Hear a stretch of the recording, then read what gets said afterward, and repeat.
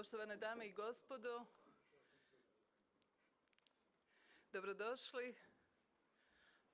Ja ću se obratiti zbog naših kolega i zbog toga što je Europska pučka stranka paradni jezik je na neki način i ovdje engleski, a za vas koji pričamo hrvatski imate prevoditelja, tako da imamo simultano prevođenje. Pa nemojte mi zamjeriti na početku za ovaj uvodni govor. Dear Minister, dear Mr. Banožić, dear Prefect Boban, dear Chair McAllister, dear State Secretary Matušić and Glavina, dear HDZ Split President Šuta, dear Ante Sanader, Vice President, and all the representatives from Croatian Sabor, I would like to welcome you to the EPP Group external meeting on the topic of Stronger Europe, Security and Defense of the Union and the Western Balkans. It is my great pleasure that this conference is organized in Split, the historical, cultural and administrative center of Dalmatia. The choice of Split as the venue for this EPP conference, located just 50 kilometers from the border with Bosnia and Herzegovina, is certainly not coincidence. Croatia shares the longest external border in Europe with the Western Balkans and its natural partner when discussing security and defense in the region. Today's event marks another installment in a series of conferences planned to be co-organized in various cities across Europe this year, following previous events already held in Tallinn, Helsinki and Seville. As the Vice President of the EPP Group in the European Parliament, it is my responsibility to coordinate our group stance with that of our EPP family in the Parliamentary Assembly of the OSCE, NATO and the Council of Europe. Our objective is to create a platform for the efficient exchange of information and coordination among our EPP delegations. We also aim to gain valuable insights from different perspectives from our colleagues from different member states on foreign, defense and security matters. I am glad to see today my colleagues from the European Parliament that can share their perception on this important topic. Therefore, I would like to extend a warm welcome to my colleagues Tom van der Kendelaren, Chair of the Delegation for Relations with NATO Parliamentary Assembly, Andrius Kobilius, Chair of the Delegation to the Euronest Parliamentary Assembly, who will participate in the first debate on a new era of European defense and security.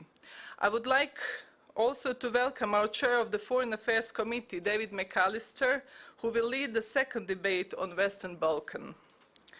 My colleagues Zdravka Bušić and Sven Simon will also share their valuable insights during this debate. In Tallinn and Helsinki, we discussed the security situation and defense cooperation in the Baltics, and during our last event in Seville, we paid special attention to ongoing challenges in the southern neighborhood. Today's discussion brings us to another region of vital interest to the European Union, the Western Balkans. This region, with its complicated history and strategic importance, holds a significant place in the broader discourse of European security and defense. Just over the border in Bosnia and Herzegovina, we can see how European security and defense initiatives can bring stability to fragile regions. EUFOR Althea is the most successful European military mission to date, and it still plays an important role in Bosnia and Herzegovina. It's not only brought security and stability to the country, but also actively supports local police and armed forces with capacity building, training and equipment procurement, thus harmonizing them with European defense standards. Similarly, the rule of law mission in Kosovo, EULEX, also continues to contribute significantly to security, stability and the rule of law in Kosovo, along with NATO's KFOR peacekeeping missions. These missions today play a key role in alleviating concerns of potential spillover effect of Russia's war of aggression against Ukraine. Existing European defense cooperation projects, such as PESCO and military mobility, can also enhance local capabilities and the European peace facilities, serves as a valuable instrument to help our partners upgrade their equipment and contribute to the overall readiness of their forces. Just recently, the European Peace Facility provided funding for demining equipment and special equipment upgrades for the armed forces of Bosnia and Herzegovina. By participating in these projects, our partners in Western Balkans can improve their operational capability, strengthen interoperability with the EU member states, and provide support to the national military industry and the research potential. As we are facing an evolving landscape of hybrid threats in the Western Balkans, from cyber terrorism, disinformation campaigns, human trafficking, and illegal migrations, to the ever more present foreign malign influences, these types of cooperation with partner countries in the region remain of crucial importance. All these projects can serve as a starting point to the European Defence Union that can enhance overall security cooperation in Europe. This initiative can offer an opportunity for our partners to further align with our defense standards, enhance interoperability, and strengthen their security while in a parallel contributing to our own. In today's second panel, my colleagues will explore in detail how this initiative can foster better security and defense cooperation, not only within the European Union, but also in our neighboring regions, such as the Western Balkans. The future of European Defence Union can be built on lessons learned from the actions and cooperation with our partners in the European neighbourhood, and especially in Western Balkans. The European People's Party remains committed to a vision of a stronger, more resilient Europe that is capable of protecting its citizens, defending its values, and ensuring peace and stability on its external borders by doing the same in its neighbourhood. Nevertheless, our future security and defence initiative must be complementary to NATO, which remains the paramount security guarantor in Europe. That's why I would like to welcome this big carrier, American, that is here stationed in Split. So it's a visible symbol of transatlantic alliance with European Union, especially today. Dear colleagues, our own security in the European Union is inseparable from the security and stability in our immediate neighbourhood, and especially in Western Balkans. The strengthening of European security and defence, it is not only a question of our presence and cooperation with the region, but also of building strong institutions, effective governance, and resilient societies. Therefore, it is crucial to emphasize that the EU must deliver on its political promise to the Western Balkans to achieve that. Advancing in accession negotiations with Albania, Montenegro, and North Macedonia, and finding sustainable resolution for normalization of relations between Kosovo and Serbia remains paramount for stability of the region, as well as supporting Bosnia and Herzegovina in delivering 14 key priorities for the Commission's opinion, including much-needed constitutional and electoral reforms. Croatian government, under the leadership of Prime Minister Andrej Plenković, took leading role in political engagement and historic decisions, including opening of accession negotiations with Albania and North Macedonia, supporting visa liberalization for citizens of Kosovo, addressing the anomaly of the electoral law, and granting candidate status to Bosnia and Herzegovina. European enlargement policy remains the strongest geopolitical tool at our disposal and a vital instrument of fostering peace and stability in continental Europe. In light of Russia's unprovoked military aggression against Ukraine, the Western Balkans must remain firmly on their path towards the European Union. Thank you very much. And now I will give the floor to the Prefect of Split Dalmatia County, Blaženko Boban. Mr. Boban, you have the floor.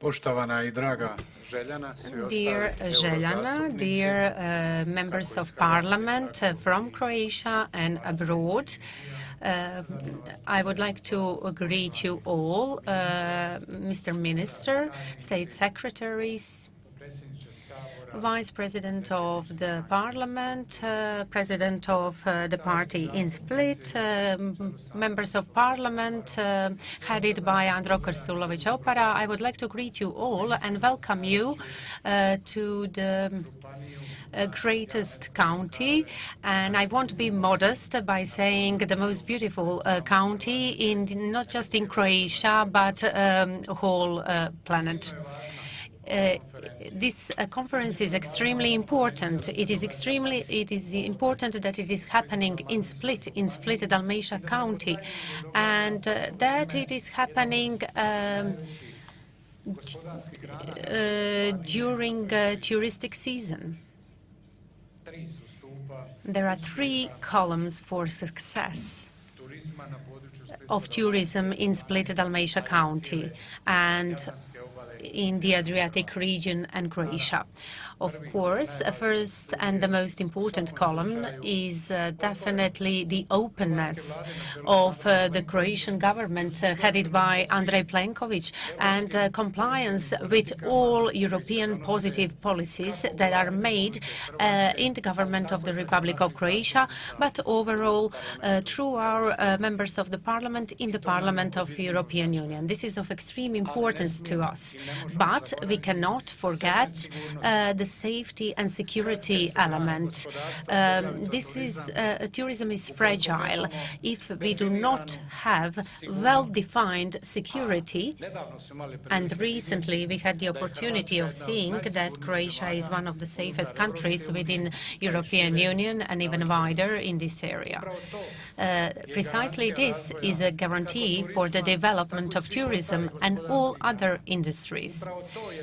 This is the element of expansion and development of the Republic of Croatia, almost in all industries and parts of life.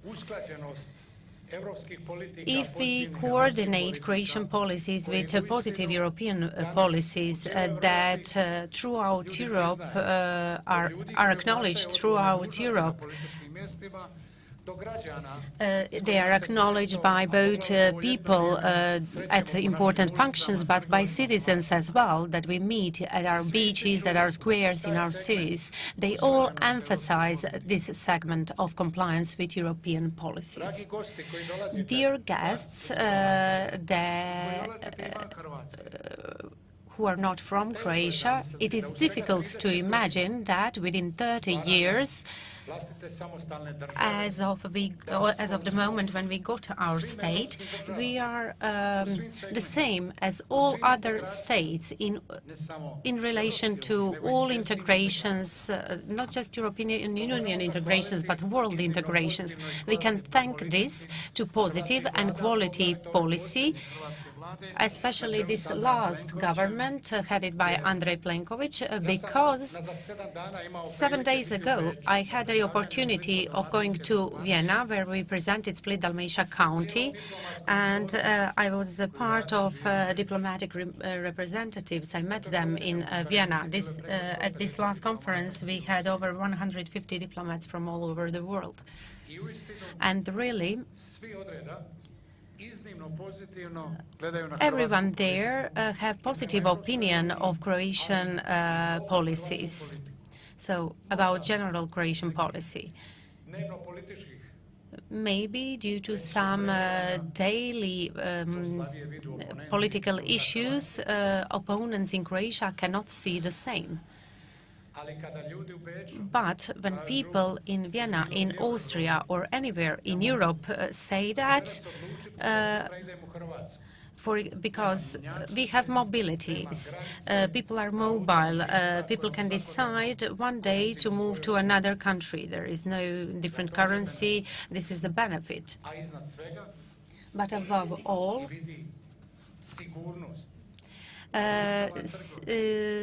people are mobile because they can see a country is safe. Many people would ask themselves, where is the place where I can walk freely and feeling safe without having any risks and without being afraid of issues? Well, this is possible. It can be done in the heaven, and this is the Split in Split Dalmatia County. And this is why I thank Željana, and I wish you a lot of success in today's work. I'm extremely sorry not to be able to take part in your work because thanks to European policies, through 45 minutes, all our islands or local communities in the Split Dalmatia County are going to sign agreements from regarding European Union funds, which are going to be intended to improve and advance local communities. As county prefect of the Split Dalmatia County, I cannot avoid this event. So I thank you from the bottom of my heart. I wish you a successful work. And first of all, I would like to wish to Željan and to the organizers of this conference to provide you with a little bit of free time, so you can also convince yourselves in my words. You can experience the safety, security in this area and in the beauties of this area, both cultural and natural, in the area of Split Dalmatia County and throughout Croatia. Thank you. Zahvaljujem. Sada bi zamolila gospodina Antu Sanadera da se obrati u ime Ante Sanader to address the gathering.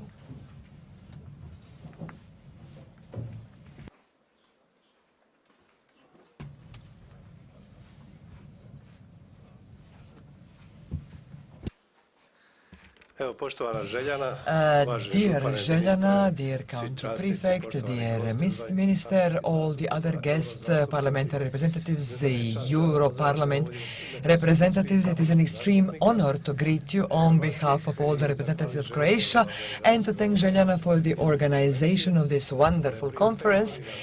So 5 years ago, Željana came here. If she had come here and had tried to organize something like this, we would all laugh at her because, come on, Željana, we are all safe at that time. But nowadays, after the monstrous Russian aggression, the discussion about safety and security is interesting for all segments of the society. I think it is interesting from the kindergarten to all the Croatian parliament. So this really indeed serious topic. I'm glad that we can listen to you. I'm not an expert on safety and security issues. I'm in firefighting. And if, for example, I would be given an opportunity, I could indicate all the problems of the European firefighters and how important the fire protection is, and how important it is to develop firefighting on European level, because we have extreme threat of forest fires every year, even in Croatia. And we can also ask ourselves questions if these forest fires are actually caused by accident or by intention. But let me be short. I just want this conference to be an introduction to all the other conferences that will be organized in future by our EU parliamentaries and show how Europe can help us. And thank you, Željana, on that behalf. Thanks to all of the participants, all the present people today. I wish you a good work and wonderful conclusions. Zahvaljujem gospodinu Sanaderu, a sada gospodin Tomislav Šuta, Now, predsjednik HDZ-a Mr. Tomislav Šuta, the president of the local branch of HDZ, Croatian Democratic Party, Split. Good day to all of you. I greet you on my personal behalf and on behalf of the Croatian Democratic Party of the city of Split. I would like to thank in the beginning to our Željana Zovko for organizing such an important event in the city of Split. It is of extreme importance. This is one of the most important topics. I would like to mention a few things that are interesting today and that I encounter in my work on a daily basis as director of the water utility company Split. When it comes to the security itself, we are a part now of Schengen border, and we are actually the keeping the border, and it is important to protect it when it comes to safety and security of our relevant resources. Among other things, one of the most important resources of the Republic of Croatia on a global level, and it's water. When it comes to water, we did a number of things in order to prevent a number of circumstances relevant. So we engaged a number of experts, among other things. One of the experts is currently today with us, all for the purposes of prevention, because we know what the water means. Also, what is extremely important when it comes to cyber security, as a communal utility company, we were the first company that actually received a tender and completed a cyber security project, which is of extreme importance for our system and maintenance of that system.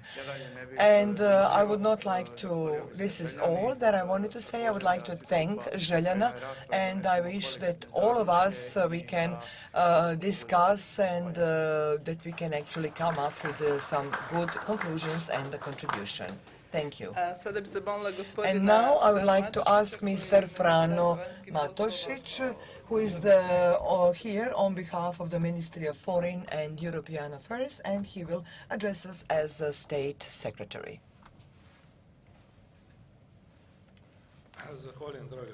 Dear Željana, thank you. I see that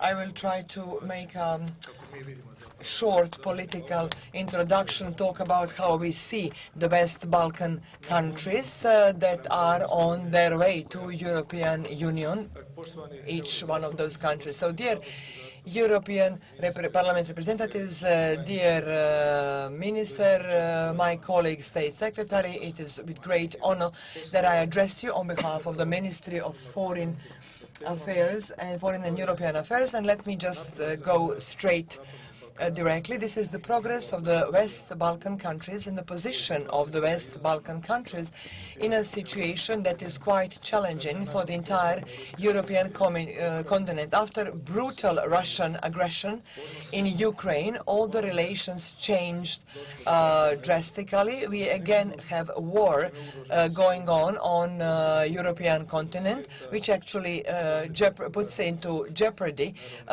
Europe and all the countries. The consequences of such a war are energy crisis, food supply crisis, and basically the international order is in question, the rule of law, and some multilateral settings, global settings, defense of the borders, of the acknowledged borders. In this case, I mean Ukraine.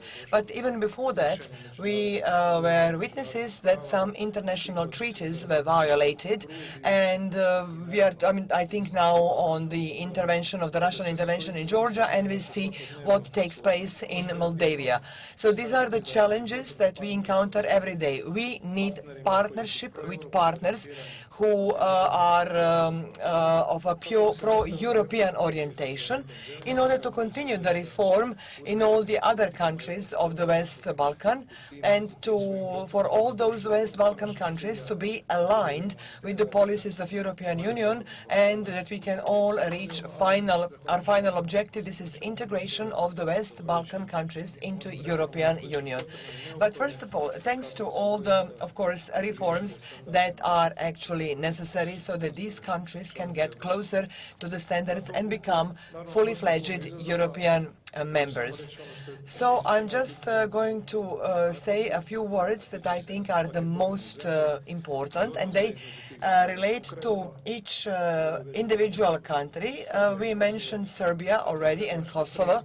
So as soon as possible, we need to implement the treaty reached and not to constantly actually basically play with the ball, sending it from one country to another.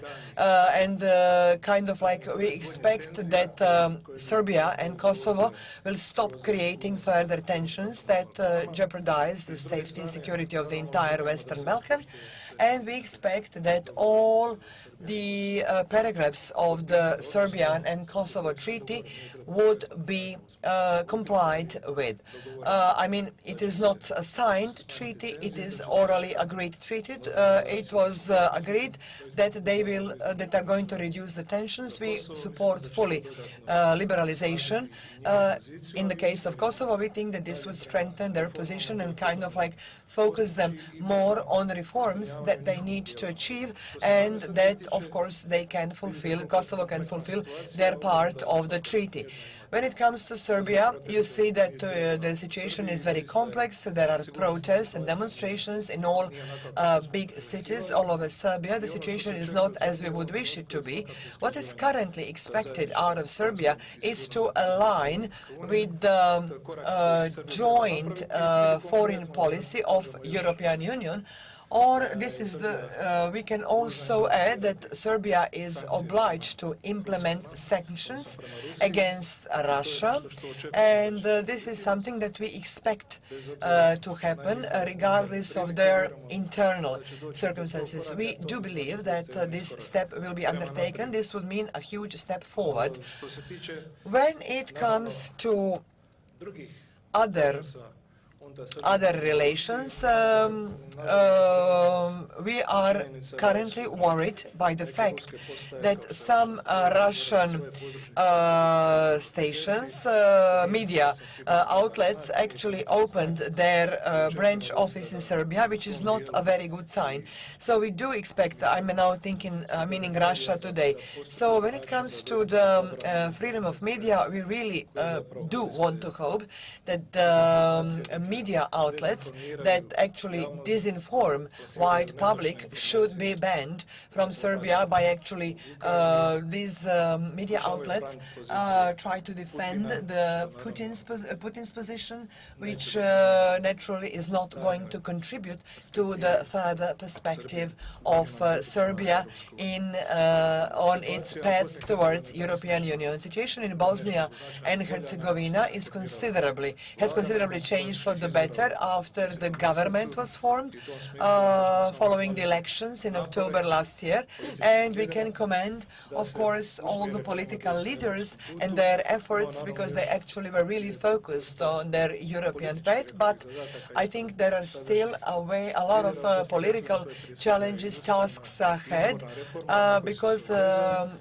the constitutional reform is ahead of them in Bosnia and Herzegovina in order to avoid all sorts of discriminations and for all the basically constituent nations to feel equal and because they all deserve to fully realize their rights, Bosnians and Serbs. So the defense of constituency of Bosnia and Herzegovina is really relevant, and what Mr. Schmidt, the High Representative, actually did contributed significantly to stabilization of the situation in Bosnia and Herzegovina, and when we basically it's kind of like send them back to the European path.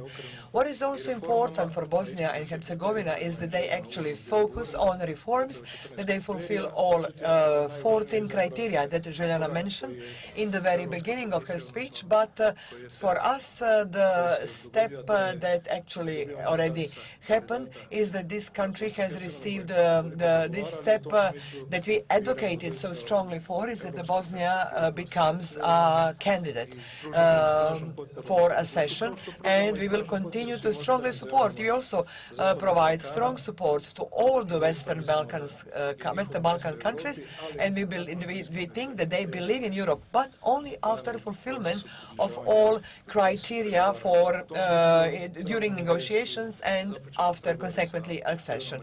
We are glad that the negotiations were opened with Northern Macedonia and Albania. These are really two very important strategically countries in the Western Balkans, and I think it is important for us that all the countries start with the reforms and they will face the challenges and situations in their countries, and to kind of like avoid further destabilization processes that basically exist, are still in existence in all the countries.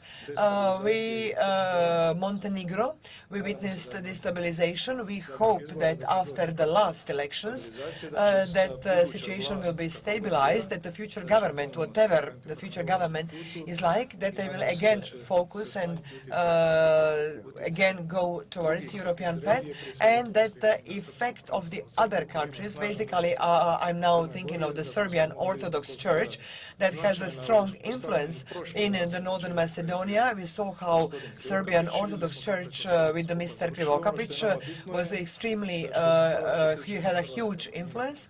For us, it is of extreme importance that the Croatian minority is again participating in the parliament, and we think that this is of extreme importance not only for Montenegro, but for our minority and for the perspective of our minority in Montenegro.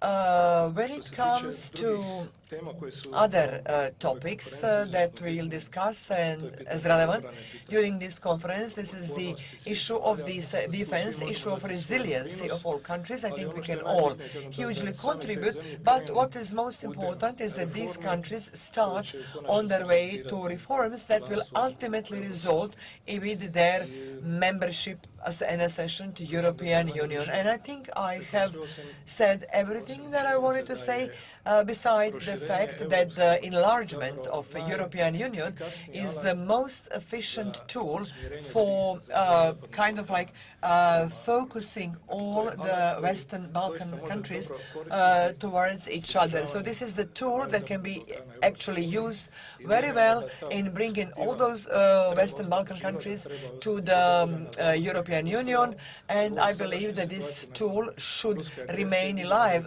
especially after the situation with the Russian aggression. We see that the focus is again on the enlargement, not only of the European Union, but in the focus of the Western Balkans, because all these countries are basically surrounded by the European Union member states, so it is only natural that they become a part of our community. But for that to happen, they need to comply with all the requirements and all the criteria, and Croatia has a huge experience in this, and we can hugely contribute to them, to help them on their path to Europe.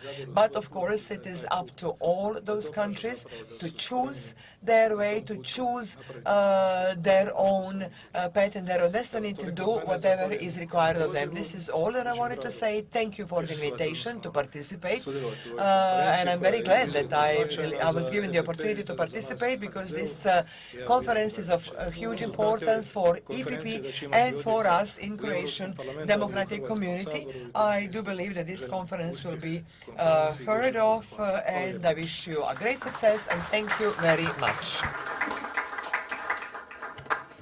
Zahvaljujem. A sada Thank you. ono što je rekao gospodin And now, as Mr. Ante Sanader said, 5 years ago, it would be unimaginable to talk about security in Split, and we can see that we have tourism, everything is nice. But how much security aspect is important for tourism, we will hear something about that topic by Mr. Tonči Glavina, State Secretary at Ministry of Tourism. Good morning, everyone. Since I'm here on behalf of tourism, I'm going to continue my brief address in English to make it a little bit easier for all our friends and guests that are here. Dear members of EU Parliament, dear Vice President of Croatian Parliament and members of Croatian Parliament, dear Minister of Defense, dear County Prefect, all our friends from European People's Party and from HDZ, I want to welcome you all to Split, to Croatia, and extend my warmest regards on behalf of Ministry of Tourism and Sport. Dear Željana, thank you very much for this invite today and for everything that you're doing and for the opportunity for me to address on behalf of Ministry of Tourism and Sport, since I'm sure most of our friends here are very much aware of tourism is extremely important part of national economy, and not only that, it is basically has been always a way of life for us, as we have a long existing tradition of doing tourism. And when it comes down to topic at hand here today, it is very important to highlight that one of the most important segments of security and safety in general is actually economy.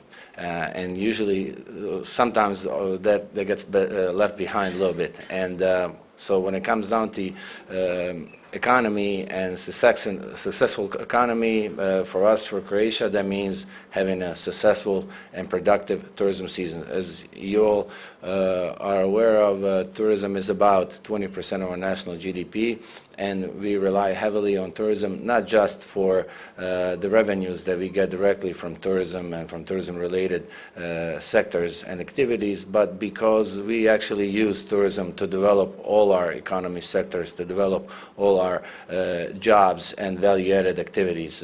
Croatia is one very specific country when it comes down to the European Union. It's very specific when it comes down on the world level, because we're a country for only about 4 million people, and during one calendar year we have more than 20 million people that come visit us. So basically this means, from economy standpoint, that we extend our national market for goods and services by 5 times during one calendar year. So this is very important. This is why tourism is important to us, not just because of all the guests that arrive, but everything that we develop through tourism. Luckily, and thanks to hard work of many, I guess you could say even generations, but of course hard work of our leadership, Croatia is perceived to be a very safe tourism destination, a very safe country overall. We do our standard measurement and we test every year, and we inquire and do surveys of our guests, and security and safety of the country is actually one of the most important reasons and one of the main motives of arriving to Croatia. This is very important to us as destinations who tend to have this type of reputations are destinations who are the most resilient at any given time. And this has actually proven to be very important to us during the last several years, during the COVID outbreak and global pandemic, when actually you had a situation where tourism came to complete stop.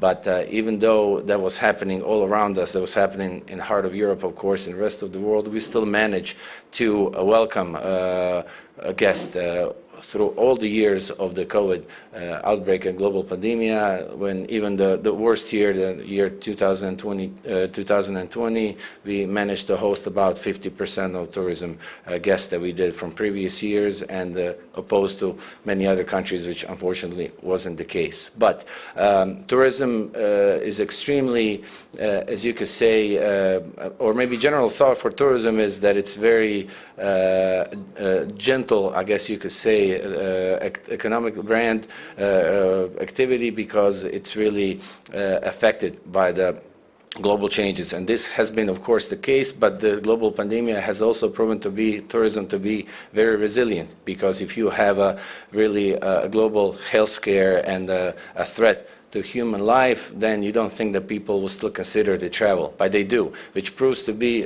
tourism to be actually not necessarily a want anymore. Tourism today is a need. Because of the way of lives we live, people just simply have the need to travel and to go elsewhere from their original place of residence. And this is why this is something important to us, and thanks for the strong leadership of our Prime Minister, Mr. Plenković, and his whole cabinet, Minister of Interior Affairs, we really managed to do tremendous tourism results during a global pandemic, even though we have managed to preserve our way of contributing to safety overall, and to have a very successful and productive and safe destinations. On behalf of the cabinet and the government, a lot has been done, but at the same time, we at the Ministry of Tourism really try to follow with many different programs, and not just over the last several years, but something that we continually do. This is our contribution to creating that brand of a safe tourism destination. So we participate in different kind of programs, from financing our Manto Rescue Service programs with Ministry of Interior Affairs, in which we do safe tourism destination. Basically, we bring I think this year we're going to have more than 20 countries represented, policemen from other countries who guests are here, and they're visible. They walk around our destinations with the Croatian police, and this is something that also really gives a strong feeling and benefit to the people to see members of their own police department here at the destination, and many other programs that relate to safety, to medical teams, and so on and so forth. And of course, during COVID, we have focused and developed a program that was called Stay Safe in Croatia, in which we highlighted, in which we brought together all the stakeholders in tourism, and they really sent a strong message from the place of arrival, from airports or railway stations or bus stations to hotels to other places, that we really followed our suit to maintain the brand of the safe tourism destination. And this is a very important topic for us, of course, because if we were to lose this brand, if we were to lose this reputation that we have, this will have a tremendous negative impacts to Croatian economy. It will have tremendous negative impacts to Croatian tourism overall, of course, and everything that we do. And as I mentioned earlier, it is very important for us through tourism to develop all our sectors. So I would like to thank you all for being here. I would like to thank Željana once again for actually organizing this conference in beautiful Split and heart of Dalmatia, as this is definitely, I guess I could say, I could be a little bit humble since this is my hometown as well. Definitely one of the most beautiful places in the world, and I hope that you actually get to see that and enjoy that over the next couple of days here. Tourism is our way of life, and what we're known for is really to extend the warm and deepest regards to all our friends to arrive here. So please have a good time. We will try to do everything that we can to have you enjoy, and I'm looking forward to similar conferences and other things that have been done. And I join my colleague, State Secretary Mr. Matosic, who said, I hope really that this topic is going to be translated into conversations and discussions in the European Parliament, in Croatian Parliament, because we want to talk about these topics. We don't want to put them kind of like poke anybody's eyes out in terms of provoking anybody, but we definitely want to make sure that we're doing the right things, and the challenges that are ahead of us are really tremendous, and the only way they're going to get through it is working through it together. And as a strong leadership of EPP and HDZ, we're going to contribute in every way we can. Thank you very much, and have a great day.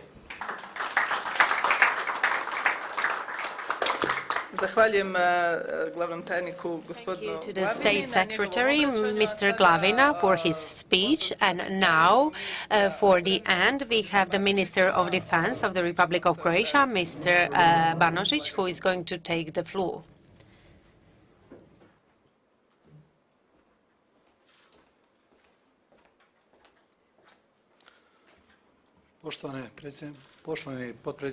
Dear Vice President of Croatian Parliament, dear President of the, I apologize, dear President for EPP, dear members of the Parliament, representatives of Croatia at the Parliament, representatives of Croatian Parliament, State Secretary, County Prefect, he left us, dear ladies and gentlemen, I'm especially honored to be here in Split today at this important conference, and that I'm going to contribute to the exchange of opinions at the topic of security and defense of the Union and the Western Balkans. In the year when we are marking 10 years of our membership in the European Union, this conference reminds us of our challenging but successful path that was built at the values of homeland war, thanks to Croatian war veterans. This is why today we are a worthy member of the European Union. The role of European Union in this process was of extreme importance for all fields of our society, including the safety and security and defense policy. The Republic of Croatia recognized the values of being a part of European Union. In accordance with our experience, we are advocating integrations for Western Balkan countries pursuant to their success and validity. We need a safe neighborhood for all our citizens. This is our main idea. This is why we support this process. A year ago, when Russian aggression led Europe to war, basically, we became aware of the fact that we avoided for numerous years. And this is that Europe is safe and that there won't be any wars in Europe. By saying this, the importance of sharing values and joint understanding of risks and threats have never been in focus as they are now. Dear colleagues, the history taught us that peace cannot be taken for granted. As much as we are connected, and if we cooperate, we can turn this into reality. We become stronger. This situation that we are in today proved this to be right. Russia, together with its aggression, tried to change international order that is based on rules. They tried to make it an order based on pressure. And this is why this is not just an aggression against Ukraine. This is a war against freedom, against our joint safety and security, against our beliefs. And Russia keeps on testing our dedication, our community, and our resources. In NATO and the European Union, we recognized and we have all these strategic documents. We proved that we are ready to make decisions to defend our values, regardless of the challenges. Among other things, we showed this by making sanctions in relation to energy policy, defense, and continuous diplomatic and humanitarian help for Ukraine. In this context, let me share with you a few of my thoughts as regards to future. First, different security challenges that we meet will not disappear, and therefore we have to be persistent in facing them. Secondly, we have to be innovative in sending the message to our public. We have to indicate the fact that this is not just one of the crises. And thirdly, as regards to war in our neighborhood that impacts our everyday life and that will definitely have long-term effects. The support of the public is of crucial importance. Even when we are talking about investments into defense. Thirdly, as we are more connected in defending our values, we are going to be more successful. From Croatian point of view, this means Europe as a strong, with whom we have strong alliance. Fourth, we can't forget that war often happens below radar as a hybrid war. Russia has never hesitated to use these means in order to draw our attention and to put some obstacles. Although current focus is on the situation in Ukraine, we just can't lose sight of our partners among the Western Balkan countries. So we just can't, this situation can't stop us prevent us from discussions with the countries of Western Balkans, because European integration is the strongest link between these countries. And this area will continue to be a weak spot of the European Union because where some other forces actually could just jump in with their agenda. This is why the NATO presence in the region is of crucial importance if we wish to achieve long-term and sustainable solutions. I'm glad that the work on the strategic compass of European Union actually started with the Croatian presidency of the European Union, and this document also provides political guidelines of how to increase capability and willingness to act. This document also strengthens our resilience and actually asks us to invest more in our defense capabilities. And it, of course, needs to be pointed out that the budget of the European Union, for defense of the Croatia is the highest so far, and we actually intend to continue with this trend. First of all, I'm talking here about the projects that not only need to keep the fitness and capability of the Croatian army, but we also need to develop all three sectors together with our allies, with our partners, NATO member states and EU member states, not with the objective of future wars, but with the objective of prevention of future wars, with the objective of partnership that will send a strong message to all. In our conversations, bilateral and that we have as regular meetings at the level of the Council of Ministers, very clearly the weaknesses, the faults of a system that has been created for years are identified. Only when you compare the number of systems that you have in all the European member countries that are quite different, the challenges for the defense industry, the challenges that actually occur only in Croatia, we can mention or we can define, for example, the military, the service term, basically actually the issue of whether the military service term is necessary or it should be on a voluntary basis. So we had some not so strong investments in the army for the last 20 years, but we can see that this is actually reflected in the weaknesses. When I was appointed minister, I remember one of the talks, one of our allies very clearly asked about EDF for the first time, because we had for the first time the European fund that can be used for investments in defense. So this might be the response to a kind of like a joint European army. First of all, we mean the same or at least approximately same or similar systems, the same ammunition that will be used, or approximately the doctrines, the military doctrines that will be used if we are talking about a joint army, because all the variation that we have in a military sense, it could be considered a weakness.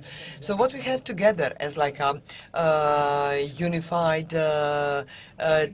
procurement tenders, joint decision that we decided to increase our defense budget is basically kind of like a strengthening of the safety and security of European Union. And in this context, Croatia, with our allies and partners, we started with the implementation of the most important projects. Procurement of Rafale airplanes is only one of the projects by which we intend to strengthen the Croatian military aviation, army aviation. And we also have our American allies and partners. Today they are again in our port with the plane carrier in Split. They will stay with us for a few days. This also sends a clear message, but basically we have the biggest donation so far. We talk about 141 million of US dollars that we actually received from them this year to procure Black Hawk helicopters. Then after the drone fell on the 10th of March 2022, it raised the awareness in Croatia about the situation that we are in, and and that the war is not something that is far away from us. Anti-air defense is a kind of like a thing that we have wanted for years. But this government, headed by Prime Minister Plenković, basically sends a clear message that Croatian skies have to be safe. In a very short time, we actually procured the Mistral 3 anti-air defense system. We are currently working on the modernization of the radar system. First of all, the task will be early detection and communication with the anti-air strike defense, and expected by the end of this year this modernization will be completed. We will actually procure this highly desired system that will be compatible with the combat planes. Also, we have our land troops. At this moment, we see the biggest challenges in Ukraine with regard to tanks. The Leopard 2, that was kind of like a symbol and one of the best tanks. It had its challenges due to the industry and due to the way the industry is organized. Of course, the industry decided to preserve and to develop further its know-how. But when you come to the systems that are currently really strongly needed, that the production has to be 30 to 40 times faster and more extensive in order to fulfill the needs of the Ukrainian defense. So you can see that we can all basically have to get included in order to improve the defenses. Then we have some other systems, including defense systems of all the countries, guns, protective equipment, and of course the systems. We are talking about the it is also one of the bottlenecks, and we really try to kind of produce more and more these mortars. We have like 8 or 9 systems at this moment in Ukraine. You have different 8 or 9 systems in Ukraine, and when I mentioned that we should all have at least 1 or 2 systems, military defense systems, because it will be much easier to organize training and procurement on the level of European Union. EU MAM is one of the issues that we discussed. I mean, the Croatian army had a demand. We wanted to provide assistance, to give assistance to Ukraine, and we wanted to provide them with assistance. We are talking now about 3 main things that actually rose from our experience, from our homeland war. This is basically training of leaders that would have as objective the least number of casualties.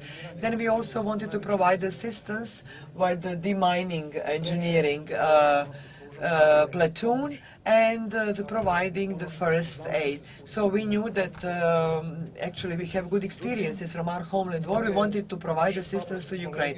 But many of our colleagues in the Croatian parliament, because of the political pressure, basically they shied away from responsibility that they actually have as Croatian parliamentary representatives, and they actually did not just show up at the parliament when we had to vote this assistance. And we need to send a clear message that Ukraine needs help. Ukraine needs to be helped. But we also need to develop the strategic compass identifies the importance of strengthening relevance in the Western Balkans, because we need to develop complementary partnerships based on joint values and interests. The Republic of Croatia appreciates the contribution of the Western Balkans countries to their joint defense policies, and we actively support all initiatives that would increase the defense capabilities. Also, in the same line, in order to provide efficient support to partners in European Union. We need to basically continue with the development of prosperity in the region. And the Republic of Croatia, as member of European Union and of NATO alliance, will be a devoted partner, and I wish you a pleasant and meaningful discussion during the conference. Thank you for the invitation to speak here, and to all our high state officials. I entrust all us with the task to continue with the discussions on a bilateral level with all our colleagues that contribute to the development and contribute to the support in their Euro-Atlantic path of all the other countries. And I'm convinced that in one of the future conferences we will discuss very concrete steps about how can we contribute, and I wish to Croatian army and to all the other army systems, I wish more stronger modernization, but with the objective of the ultimate safety and security of all the citizens, and of removing all the threats to European Union. Thank you, Mr. Minister. Shortly, I would like to send our minister. Then we will start with the first panel, with a more lively dynamic. We have our parliamentary representatives, and I would like to ask them to join the discussion on the first panel.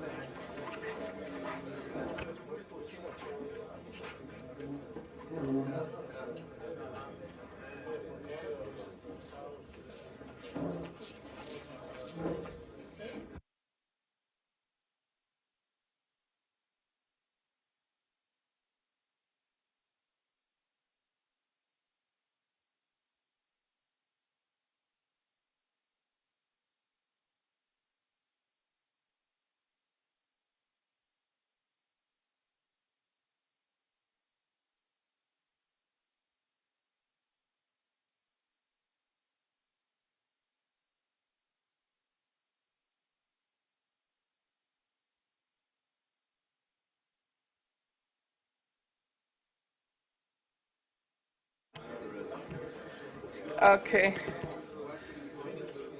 So we start with the first panel. Počnemo sa prvim panelom. We are going to start with the first panel.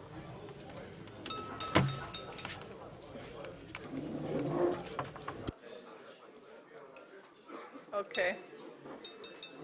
Počnemo sa prvim panelom. We are going to start the first panel, a new era for European defense and security.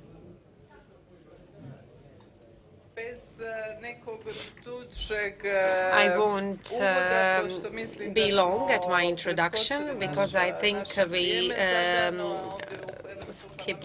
we went for too long with introductory speech, and European Parliament, we got used to keeping with the time. I would then just like to introduce the speakers. With us we have Mr. Tom van den Candelare. He is a member of Parliament. He is a chair of European Parliament delegation for relations with the NATO Parliamentary Assembly. We have with us also Professor Gordon Aker, Akrap from the University of Zagreb. He works at the Department of Information Sciences. Then Mr. Andrius Kubilius, a member of the Parliament and former Prime Minister of Lithuania, and nowadays he's the head of the Lithuanian delegation in European Parliament. He's also the chair of delegation of the Euronest Parliamentary Assembly. With us, we also have Mr. Bogdan Klic. He's the chairman of the Foreign and European Affairs Committee in the Polish Senate. He's a former Minister of Defense in Poland. Ask you to keep your contributions between 5 to 10 minutes, and I will start with my colleague Tom van der Kandelaren. Tom, the floor is yours. Thank you, dear Vice President, dear Juliana, for this invitation and for this excellent meeting occasion. I will be making my introductory remarks around 4 points. First point on decision-making, second point on the time frame we're in, third point on defense industry, and fourth point, obviously, on the transatlantic partnership. It would be a mistake not to speak about NATO while being here. So first point on decision-making. If we talk today about a new era for European security and defense, then I think we should also be talking about the future of Europe. And talking about the future of Europe starts by looking at the way in which we find a good balance between, on the one hand, geopolitically imperative enlargement, which we need, and on the other hand, operationally imperative further integration of the Union. And so finding that balance, I think, will be essential for the future, for a successful security and defense policy also. And obviously, when we say future integration, we say treaty change, because this is what politicians like to say right away. And indeed, that it could be a key option to safeguard this balance. But treaty change, apart from uncertainties about how feasible politically this is, it is and remains a very risky business, because once treaties are open for changes, we don't know what we can obtain and what we cannot obtain. Lately, I spoke to high-level decision-makers with an expertise when it comes to putting into practice the Union's legal framework as created by the TU and the TFEU. And one of the conclusions of this exchange was that when it comes to strengthening our common and foreign and security policy and defense policy, in fact, the existing EU treaties would offer an adequate legal framework, even if the Union was enlarged with a series of candidate countries like Ukraine, Moldova, Western Balkan countries, be it on two basic conditions. First condition, all possibilities provided by the treaties to facilitate decision-making in the Council and to drive the process of a multi-speed integration should be exploited to the fullest, because this is what is not being done today yet. And second condition is that all applicable accession criteria and procedures are entirely put into practice, be it with a clear understanding that we should also look at absorption and integration capacity, aspects that have been recognized as full-fledged criteria by the European Council. So if you look at CFSP and CSDP, my conclusion for this first point would be that on the decision-making process, I think we should first of all concentrate here and now on optimally activating all relevant passerelles. And on the enlargement process, we should, I think, show that there is a clear, credible, but at the same time, conditional commitment to promote effective accession in the foreseeable future. Second remark on the time frame we are in. I think it's pretty clear that our weaknesses and vulnerabilities relating to security and defense have become very worrying and very tangible, but at the same time, they have become a priority among EU priorities, and that is the positive thing that I keep in mind about it. This means that if we are really serious about it being a priority among EU priorities, we have to make sure that in all relevant policy areas, security and defense is reflected to the fullest, and that in fact the concepts are integrated, let's say, in different policy areas. Think about research and defense, think about industrial policy, think about internal market, and so on and so forth. And here, in fact, the strategic compass is an important milestone on our road to a so-needed European Defence Union, and I can only call again for the full and timely implementation of this strategic compass, because we have agreed upon it unanimously, but now it is time, obviously, to implement it. The agenda, if we look at what is coming up now in the next weeks and months, the EU heads of state and government will meet in October on the EU's next strategic agenda 2024-2029, and there they will adopt this new strategic agenda. I think it should contain political and budgetary commitments that really give credibility to what we mean by a European Defence Union. And as a convinced advocate of much stronger and more independent European defence, I think we as an EPP family should seize the multiple opportunities that are offered by the time frame we are in today to really upgrade European defence. And I would like to shortly repeat a number of concrete actions which I think we should put in our electoral manifesto. It is about, for example, developing the rapid deployment capacity beyond the dimensions that are foreseen in the strategic compass, 25,000 or even more, why not, permanently and immediately available troops. It is about strengthening the industrial base of security and defense. I'll be talking about it in a minute, but it is about how we should be designing the weapons of the future in the sense the next era, let's say, of weapons. It is about upgrading European diplomacy in the field and institutionally. In the field, think about worldwide operationality and interaction with member states, but also institutionally, think about a single EU seat in the UN Security Council, a foreign minister, and perhaps a security and defense commissioner. It is about creating a full-fledged EU pillar inside NATO, including own headquarters and an own chain of command. And like the State Secretary rightly said, it is also about enhancing resilience in all its aspects. It is about making citizens ready to be more resilient in the future. But whatever we propose in this given time frame and how much we should be using this given time frame, I think we need to pay particular attention to the way we communicate to citizens about what we want to do with and why we want to do it. And this is something I've heard before as well, and I think it is something we should not be forgetting as politicians that are very close to citizens. So we have to constantly bear in mind that people also look at the effect of initiatives and measures in their interest and don't look so much to the institutional architecture, the reforms that we're pleading for. We need to make things effective and concrete. Third remark on defense industry, and I know my time is getting up. This month, the Center for Strategic and International Studies published a new report on European defense. You might have seen it, and I think that the conclusion was not as surprising as we would have expected it to be. Conclusion simply was Europe's defense industrial base is not fit for purpose. So the question is, what can we do about this now, and how can we quickly and how well can we, for example, the Act in Support of Ammunition Production, the ASAP, that is now, let's say, a temporary regulatory framework and a financial mechanism to reinforce Ukraine mainly. How can we transform this temporary ASAP into a permanent piece of legislation, a forerunner of more permanent structural framework that allows us to require European defense companies to prioritize activities and contracts supportive of European defense industry efforts? This ASAP, in fact, passed very easily through Parliament. Colleagues might remember it. We have voted it with a big majority, and it was in fact the EPP that was able to push off and to put off amendments from all of the other groups to water it down. But what we see happening in the Council is less fortunate, in the sense that the Member States are accusing the Commission of taking advantage of this emergency situation to usurp its powers, and in fact they would want to delete regulatory provisions relating, for example, to the mapping of relevant undertakings, to prioritizing supply critical defense product orders, and so on and so forth. So they want to water the proposal down. And I think if the EPP wants to stand the test of credibility in terms of upgrading its security and defense policies, what is happening in the Council with regard to ASAP is something which we cannot just let pass.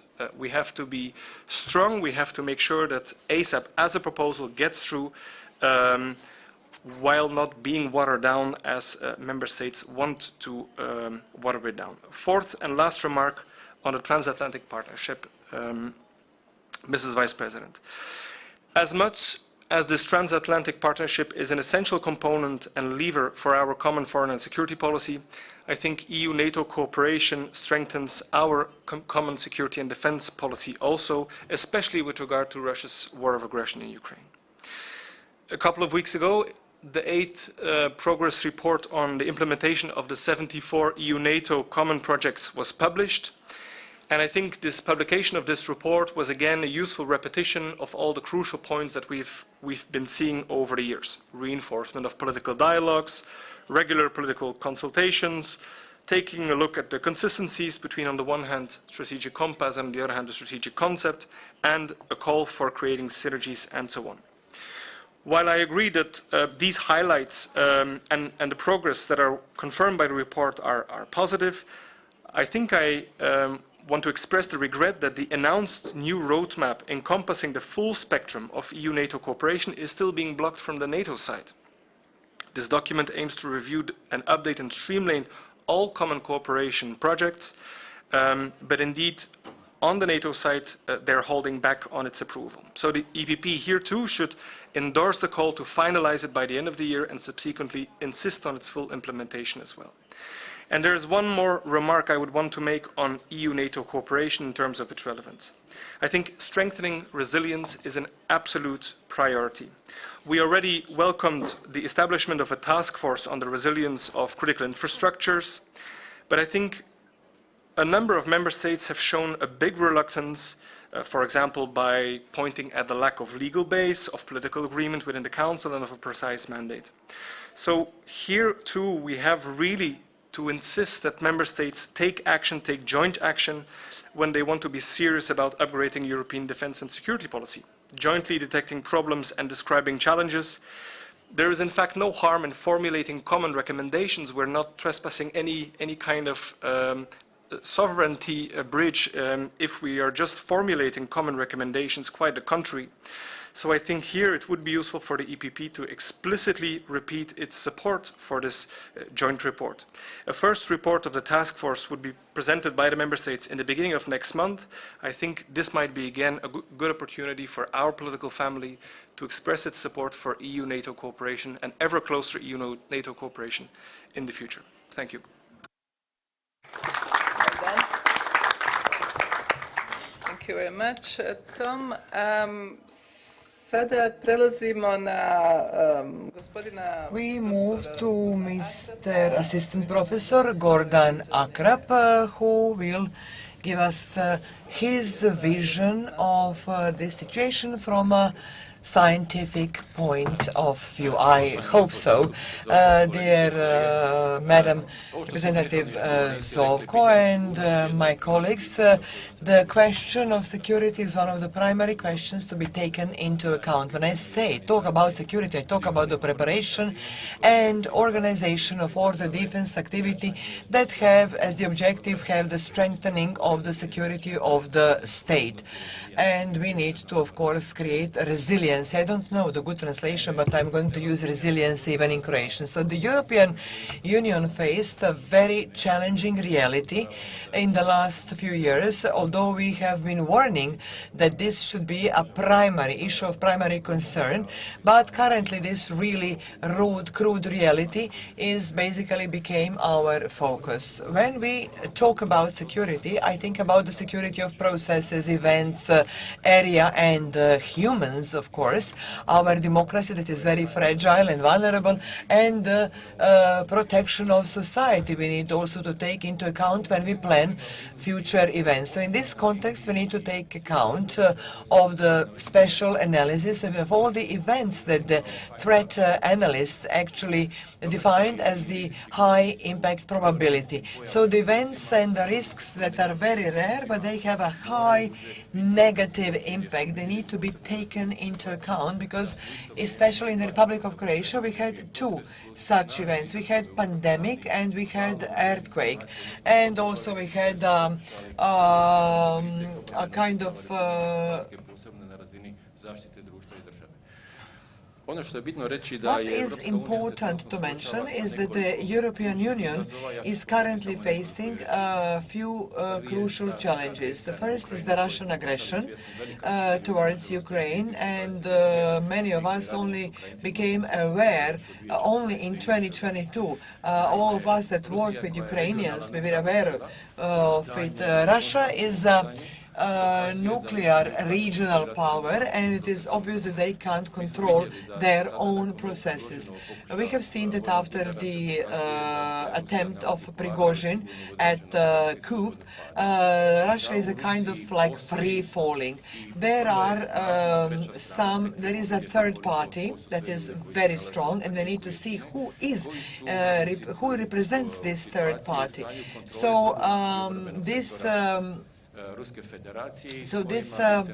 who is this third party that we have to take into account as one of the factors for stability within the context of dealing with all the solutions in Europe?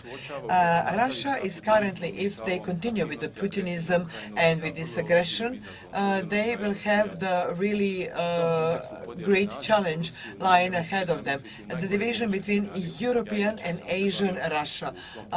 In my professional scientific work, I always try to deal with the worst possible scenarios and providing response to it. So some activities that could lead to disintegration of the Russian part of Asia.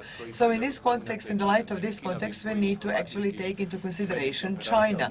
By their informational and media operation, China could actually kind of like encourage this dissolution of the Asian part of Russia, because this is strategically very important, as oil reserves are in the Asian part, and we need to monitor closely what China actually does. We can't be surprised by China, by their kind and lovely and nice politics, because it is obvious that China has been trying to act in a disintegrating way towards the European Union. They try to just ignore the discussion with the community. The discussion with the Brussels as the capital of Europe, so the China actually tries to have conversation tete-a-tete on an individual level. So China learns from other countries' mistakes.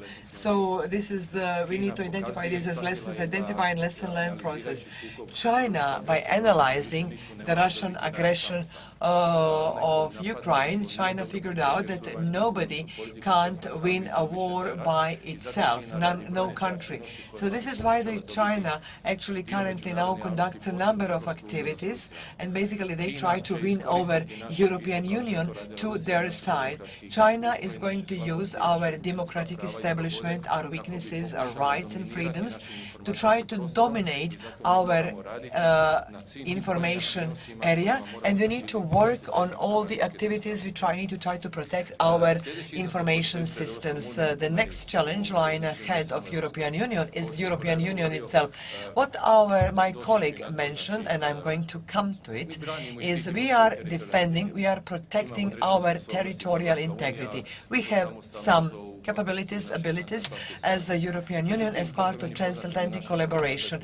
But as I'm aware of, our transatlantic partners, the States and the Canada, are not able to provide a full support every time Europe is faced with a challenge. So Europe needs to strengthen its defense capabilities with the objective of preventing, not with the objective of attacking, with the objective of prevention. We need to count on certain key activities.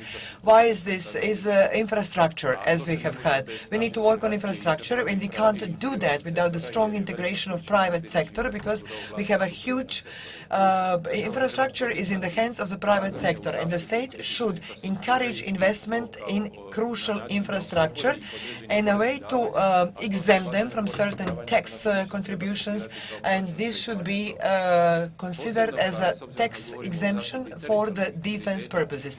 When we talk about the protection of territorial integrity, we need to take into account our digital integrity, safety and stability of the cyberspace is all that happens in the territorial sense, these are really big challenges. This is a digital threat. In this context, we need to strengthen what we call in Croatia the concept of homeland security, and the Germans basically called it the concept of integrated security. In this way, the state is going to protect itself from the opponents such as China, Korea, and Russia, because they really try to attack to this digital space. We will be protected from big tech imperialism, from the big tech companies that they want to define themselves rules in the digital space at the expense of the democracies. We saw during the COVID pandemic what can the consequences of this imperialist activity of big tech companies can have, because their primary interest is the capital, not the truth. Hence, in this context, we come to the other activities. This is the protection of information and the protection of our system, the protection of our decision adoption processes, the decision of the decision adoption processes. It happens on two levels. We act on information, on ICT on a contact. When you disintegrate information, when you impair the integrity of the information, so that and the targeted audience will adopt wrong decisions, will come to wrong decisions. And another important fact is that if the attacker can actually have impact on the content of information, and they can, in that way, of course, impact the decision-making processes. Because, and we need to be aware, as Minister mentioned, we have to act jointly. We have to be together.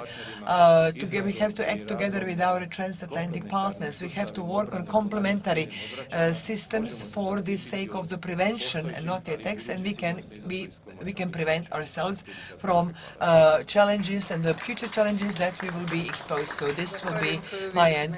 Thank you for this excellent exposition. And now I would like to now on to my colleague Andres Kubilius, and you have the floor. Well, thanks a lot, Juliana. Really, it's a privilege and honor to be here, and really to have possibility to talk very important issues. And I would like to thank you very much for the title of the topic, New Era for European Defense and Security, which means really that I agree absolutely with that topic, but it means that we need to now to look and to speak different language from old era. So that's my major, major point in my presentation. Second, I would come back to my own positions. What does it mean, chairman of delegation to Euronest Parliamentary Assembly? So I would simply explain that Euronest is an assembly of all the Eastern Partnership countries, including Ukraine and all others. And also I am standing rapporteur on Russia. So you can imagine what I will try to speak. So first of all, why we need to speak about new era?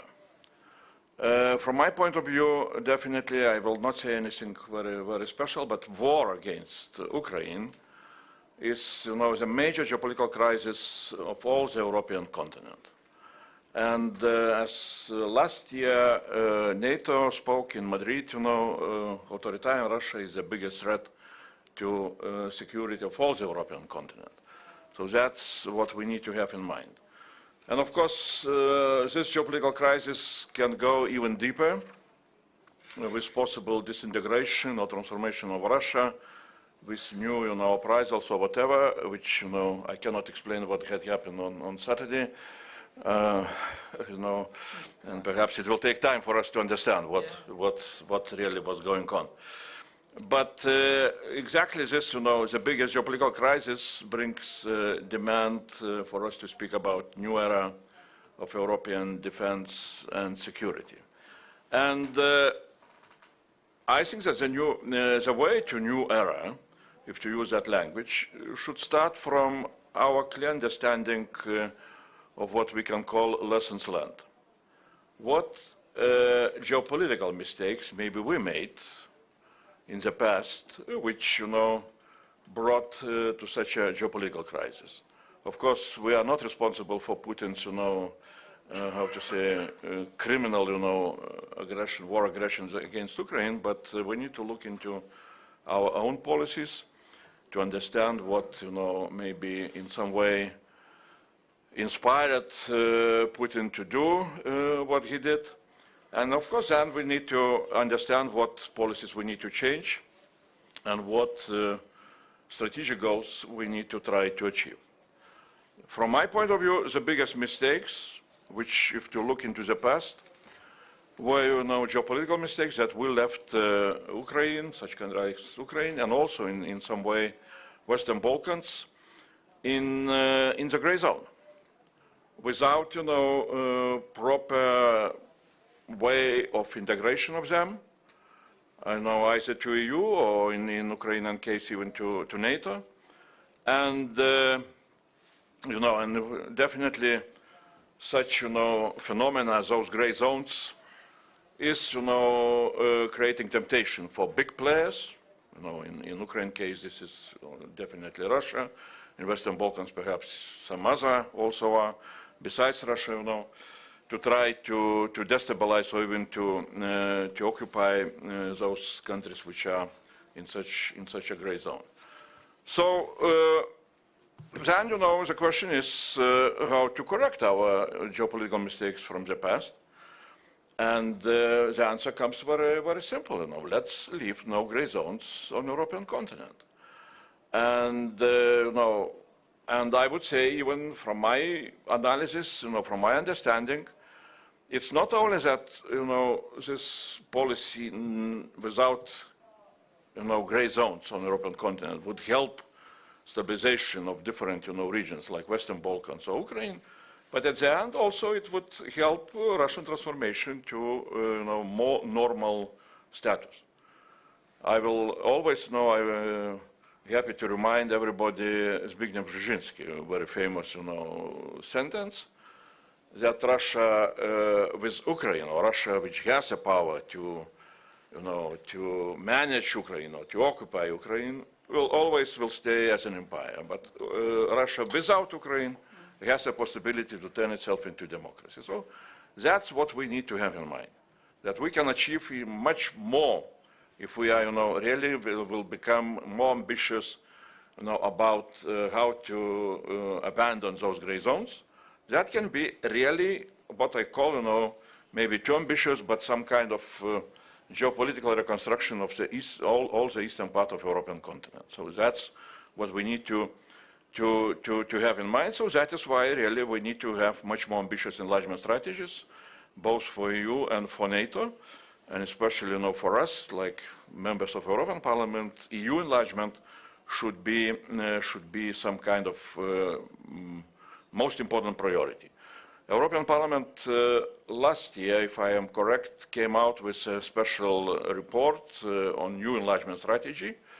I was also shadow rapporteur, Tonino Picula from Croatia was standing rapporteur, and we spoke exactly this, what does it mean, new enlargement strategy? It's new era for enlargement, how to create it, and we put very, very clear goal to conclude enlargement till the end of this decade. And that will demand, from my point of view, really new philosophy from our side. If we want to achieve such a goal, that, for example, Western Balkans would become members of EU till that date, we need to have some kind of new philosophy, and I would say in a very simple way. For time being, my understanding is that we are looking into enlargement, that this is very much needed only for accession countries. And we are like, members of EU, we are in some way behaving like neutral observers. If that country is successful, okay, we shall accept. If not, what to do, So my point would be, I would like to see that we would start to understand that enlargement is important not only for those accession countries, but also for the whole European Union itself. And that would be, in some way, basis for our new view towards enlargement. Why we need to have such a philosophy, why we need to understand that this is, important also for the whole EU. Again, I told about this geopolitical, how important it would be for the whole European continent not to have any more, gray zones from a geopolitical point of view. But second, of course, this is the only way how prosperity, success, and stability can be created in the neighborhood of European Union. I would remind simple numbers. Back in 1999, when we started negotiations, Lithuania, our GDP per capita in so-called purchasing power parity, which allows to compare different countries' their economical potential, it was 36% if to compare with EU average. Now, 20 years, less than 20 years after we became members of EU, the same parameter is 92% of EU average. We are very happy, proud that we even overcame, Estonia, our neighborhood, country, by 1%. But that is achievement which brought us, which we got from our integration towards EU and specifically towards, single market. Now, when I'm looking into the numbers around, Bosnia is 34%, Kosovo 25%, North Macedonia 36%. Very similar numbers what we have had, in 1999. So the question is, do we want those countries in 2040 to achieve, 90% of your average or not? I think that we need to want to know. That would be my very simple answer, because that would bring really stability, the basis for stability, prosperity, and peace in the whole region. So what this new era for EU defense and security demands, from my point of view, it demands that EU should become bold. It can happen if, Croatia and Poland and a little bit Lithuania would have more, influence on geopolitics of European Union. So, thanks a lot. Thank you very much, Andres, from your excellent experience and as well comparing these figures. And I would like just to remind, in 1999, Croatia as well had a chance in Sarajevo and then Zagreb summit in 2000 to join European Union, as well as all the other Western Balkan countries. So Slovenia and Croatia joined, but the rest are just lagging behind. And this new era, the war on Ukraine, gave a new impetus, new chance as well for Western Balkan to move forward. And now, finally, I will give the floor to Senator Bogdan Klic, Chairman of the Foreign and European Affairs Committee in the Polish Senate and former Minister of Defense of Poland. You have the floor. This way, this traditional way. Thank you so much for this, for the invitation and for this opportunity to speak here. I do not have too much time, so I will concentrate on only some remarks, maybe then discussed during our discussion. First of all, when we speak about the new security area, we speak not only about Russian threat, but also about other challenges that they were defined both in strategic concept and strategic compass. Strategic concept of the alliance and strategic compass, of course, of the European Union. So we have a variety of tasks. This first. Secondly, when we speak about Russian aggression against Ukraine and this full-scale war in Ukraine, we are speaking not only about the willingness of Russian elite to destroy Ukrainian statehood. We speak also about extermination of Ukrainian nation. Let's not forget about this, because there is a discussion, and it will be continued, to what extent we are witnesses of genocide in Ukraine, or only war crimes, or only, let's say, only crimes against humanity. We should be aware that this is a genocide that happens in Ukraine. But we are speaking also about the aim of Vladimir Putin to destabilize NATO and to paralyze the European Union. These were two no additional aims because they were expressed very clearly during this exchange of letters before the invasion. So this is a comprehensive approach of Vladimir Putin, including not only Ukraine, but also us, I mean all members of the European and Euro-Atlantic community. Second, that's great that we are ready to adopt the strategic compass in March last year. It's very important that it is also very comprehensive, that it includes so many tasks, that it is such an ambitious plan to strengthen our security and defense.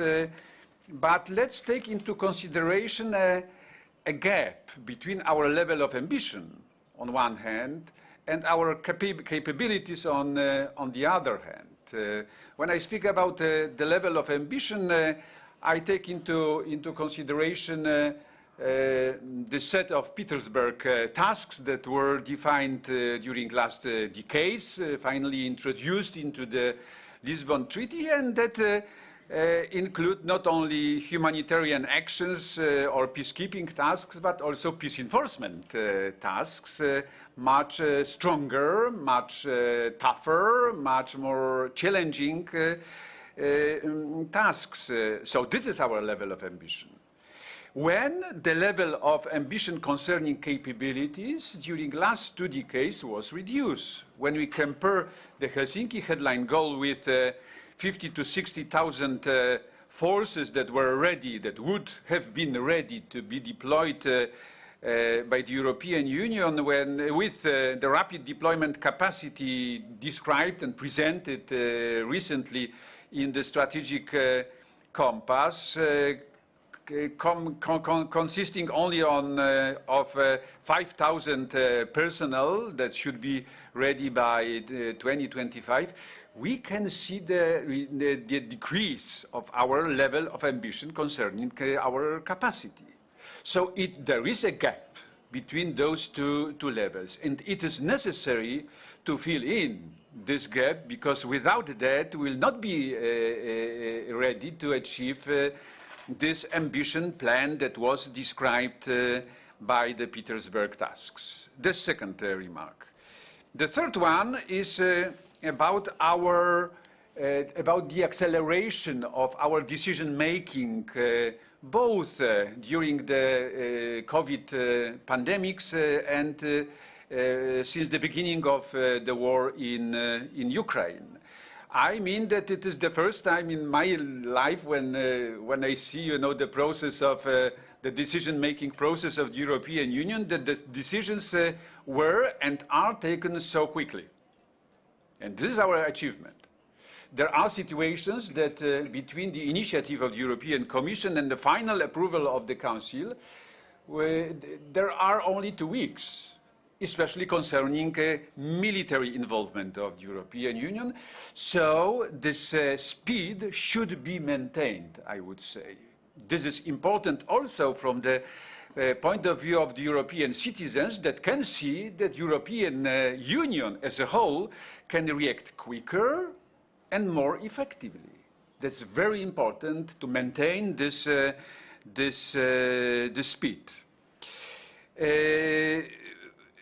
Fourthly, when we take into consideration the financial engagement of the European Union in supporting only Ukraine, we can see that more than 20 billion euros plus 3.6 billion euros concerning European peace facility were allocated last year. We can see the military assistance mission, we can see the financing of the delivery of weapons, something incredible before the invasion of Russian troops last year in Ukraine. So this is a new reality within the European Union, and it should be reinforced, not only maintained, it should be reinforced. So we I hope, we completed the process of presenting thousands of strategies, roadmaps, etc., etc. We were and we are now concentrated on particular decisions. That's very important, that we can show that our decision-making process is not only speed, but also very effective. So this is important to be reinforced. Finally, I suppose that Europeans have also understood recently that without efficient NATO, led by the Americans, there will be no secure Europe.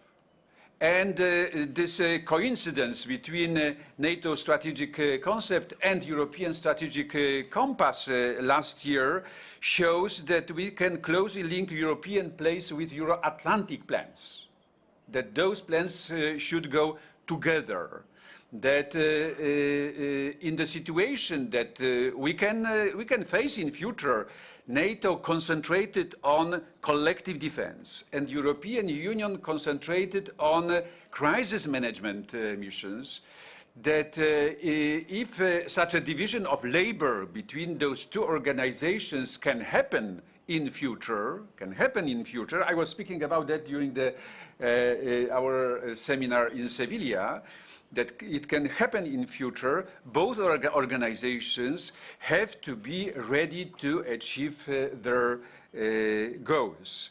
That's why we are waiting for the fourth joint EU-NATO declaration concerning the cooperation between both organizations. And this is very important to modify the contents of the former declarations, not to change them, but to update the contents of the former declarations from 2016, 2018, and last year in the form of a new declaration, putting this cooperation between the EU and NATO to the higher level, including also the cooperation here in the Western Balkans.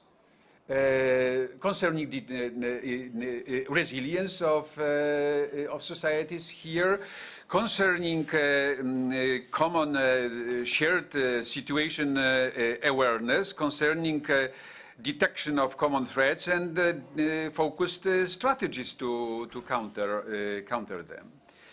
And my final remark will be connected with the July Vilnius summit, not only in the context of approaching, not only in the context of Ukrainian plans to be integrated with the alliance, but with the implementation of the decisions taken during the Madrid summit last year. We have to review the implementation of those decisions because those decisions were absolutely crucial for the future of the alliance that faced such an existential threat against from the Russian Federation.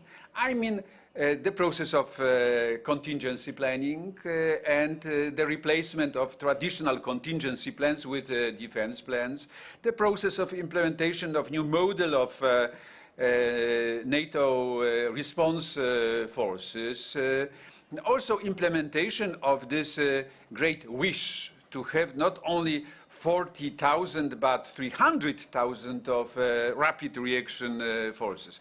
Those decisions have to be implemented very carefully with the participation of all the member states of the alliance.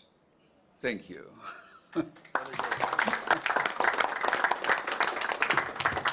Thank you very much.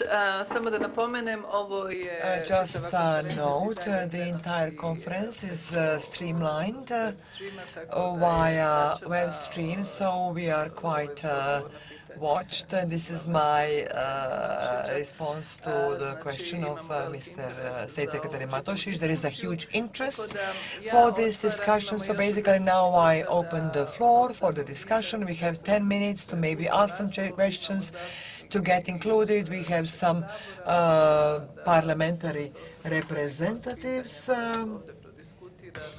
And maybe Mr. Marendic, Chairman McAllister, maybe you could, we have... Discuss to start this discussion about some of the issues that we addressed here. So, David McAllister, you have the floor. Thank you, Juliana. I just wanted to commend the good contributions we just heard from our three panelists, and I would like to inform you, especially after the words of Tom van Denkendelare, that tomorrow evening we will have the trilogue on the European Defence Industry Reinforcement through Common Procurement Act, EDIRPA. And EDIRPA, of course, is closely linked to the ASAP. And I would like to really underline what Tom said. ASAP, the Act in Support of Ammunition Production, should be concluded ASAP as soon as possible. We in the European Parliament across party lines have supported the Commission. We really don't have any time to lose, and we call on the Member States to put their disputes aside. We need to move forward quickly. So, Tom, that was valuable information, and I think it's important that people also in Croatia know that we as a European Parliament are doing our best to support the European Commission in their activities to step up the support of ammunition production in Europe. A lot is at stake. And by the way, talking about EDIRPA and ASAP, perhaps we could have a moratorium on further acronyms and abbreviations in Europe for 1 year. Good. Exactly, but I will just give a short, brief information in Croatian on this. Some of the to maybe clarify these topics that we have discussed today, just as Mr. McAllister said, and as our Van den Kelaren, as Tom mentioned, what is crucial currently is the production of ammunition, production of weapons, the joint production that the European Parliament actually voted. Now we have negotiations, and Mr. McAllister will chair over the trial.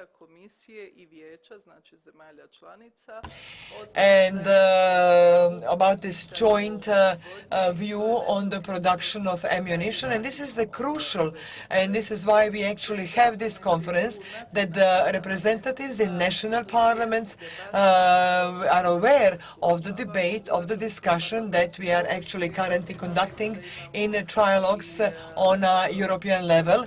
Very often, sometimes we are not understood by some member state, and that is why these conferences we have, so in order to clarify some difficulties, some misunderstandings about some of these questions, and about the actually speed of the decision-making process, decision option process in the European Parliament due to the safety or security situation. Still, if anybody would like to say anything, there is room for questions or maybe interventions. Mr. Marinic, would you like to say something?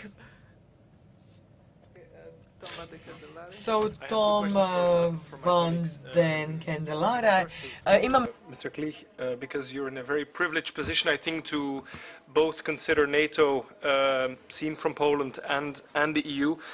What is it, in your view, that makes decisions for cooperation at the highest political level so tedious, if I may use that word, between EU and NATO? It took us very long to come to a third joint declaration. We see that there is no lack of willingness at the administrative level to cooperate with each other. But even if they are physically only about 500 meters to 1 kilometer from each other in Brussels, it has always frustrated me a bit, to be honest, that the dialogue between the two institutions was so difficult. To colleague Kobilius, indeed, enlargement process, I think it's at the center of our attention today. In, for example, France and the Netherlands, there is a constitutional obligation to hold a referendum when it comes to enlargements. Now, we all know how referendums in the past have gone. What would be your observation with regard to the perspective of those precisely those member states, perhaps, that are very critical of enlargement with regard to referendums for future enlargement rounds? Is this a good thing that we have them? Is this a bad thing that we have them? How would you consider that? Thank you.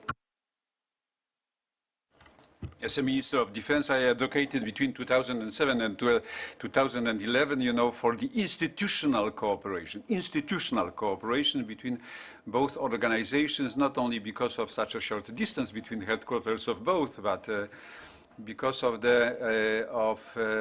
let's say, the results that we could have achieved at that time, and there was no political willingness to do anything in that field. So all those three declarations, from that perspective, I see as an achievement, as a step forward. And even if there are necessary, once again, necessary institutional cooperation between, for example, European Defence Agency and European and NATO transformation headquarters, Norfolk, Virginia, responsible not for the same but for similar activities, even if there are such necessary institutional cooperation, I would say that political cooperation between both is needed, and I'm glad, I'm satisfied, that it goes ahead slowly, but it moves forward. So mainly a slight difference between us that I see, in your question is that I advocated without any success for something more. That's why I'm satisfied with this minimum cooperation that we achieved during last years. Well,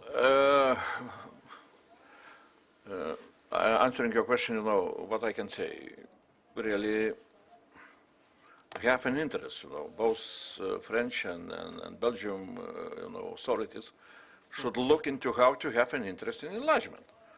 I was recently in this London conference on reconstruction of Ukraine. At least what I got an information that Kiev is full of British investors. I mean, Britain is coming with military assistance to Ukraine, and then they are creating, with all the insurance policies and so on, they are creating also for their business to come, to Ukraine for reconstruction and for investment in the future. And if that future would be for Ukraine, like I was telling now Ukraine is the same, 34% in GDP per capita, if you compare with the EU average. But those who are forecasting, they perhaps are looking that, also Ukraine will grow up to 90% in the next 20 years. And the question is, who is coming first? And Brits are ready to be the first ones, So don't stay, don't be the last ones, So my point is very simple. Let's not be. Yeah, let's not be. And on referendums, I don't know, how it, should be changed or whatever. But maybe we can go in, in some kind of two-steps approach. And first of all, really, both for Western Balkan countries and for Ukraine and Moldova and maybe for Georgia, to create possibilities to join single market as quickly as possible, without still making final decisions on their, final membership in EU. But, it should not be alternative for full membership. But at this moment, to go out from this, what I would call stagnation of enlargement, with very clearly, the goal to join single market, which would be very beneficial for those, accession countries, and also for EU investors to really understand what are the benefits to invest into those countries. So maybe that would be the first step. Thank you very much. And if there are no other questions, I will invite you for a coffee break, and we will continue our discussions from 11:30 when my colleague David McAllister will chair the second panel on Western Balkans and European Defence Union. Thank you very much, and well done for this first.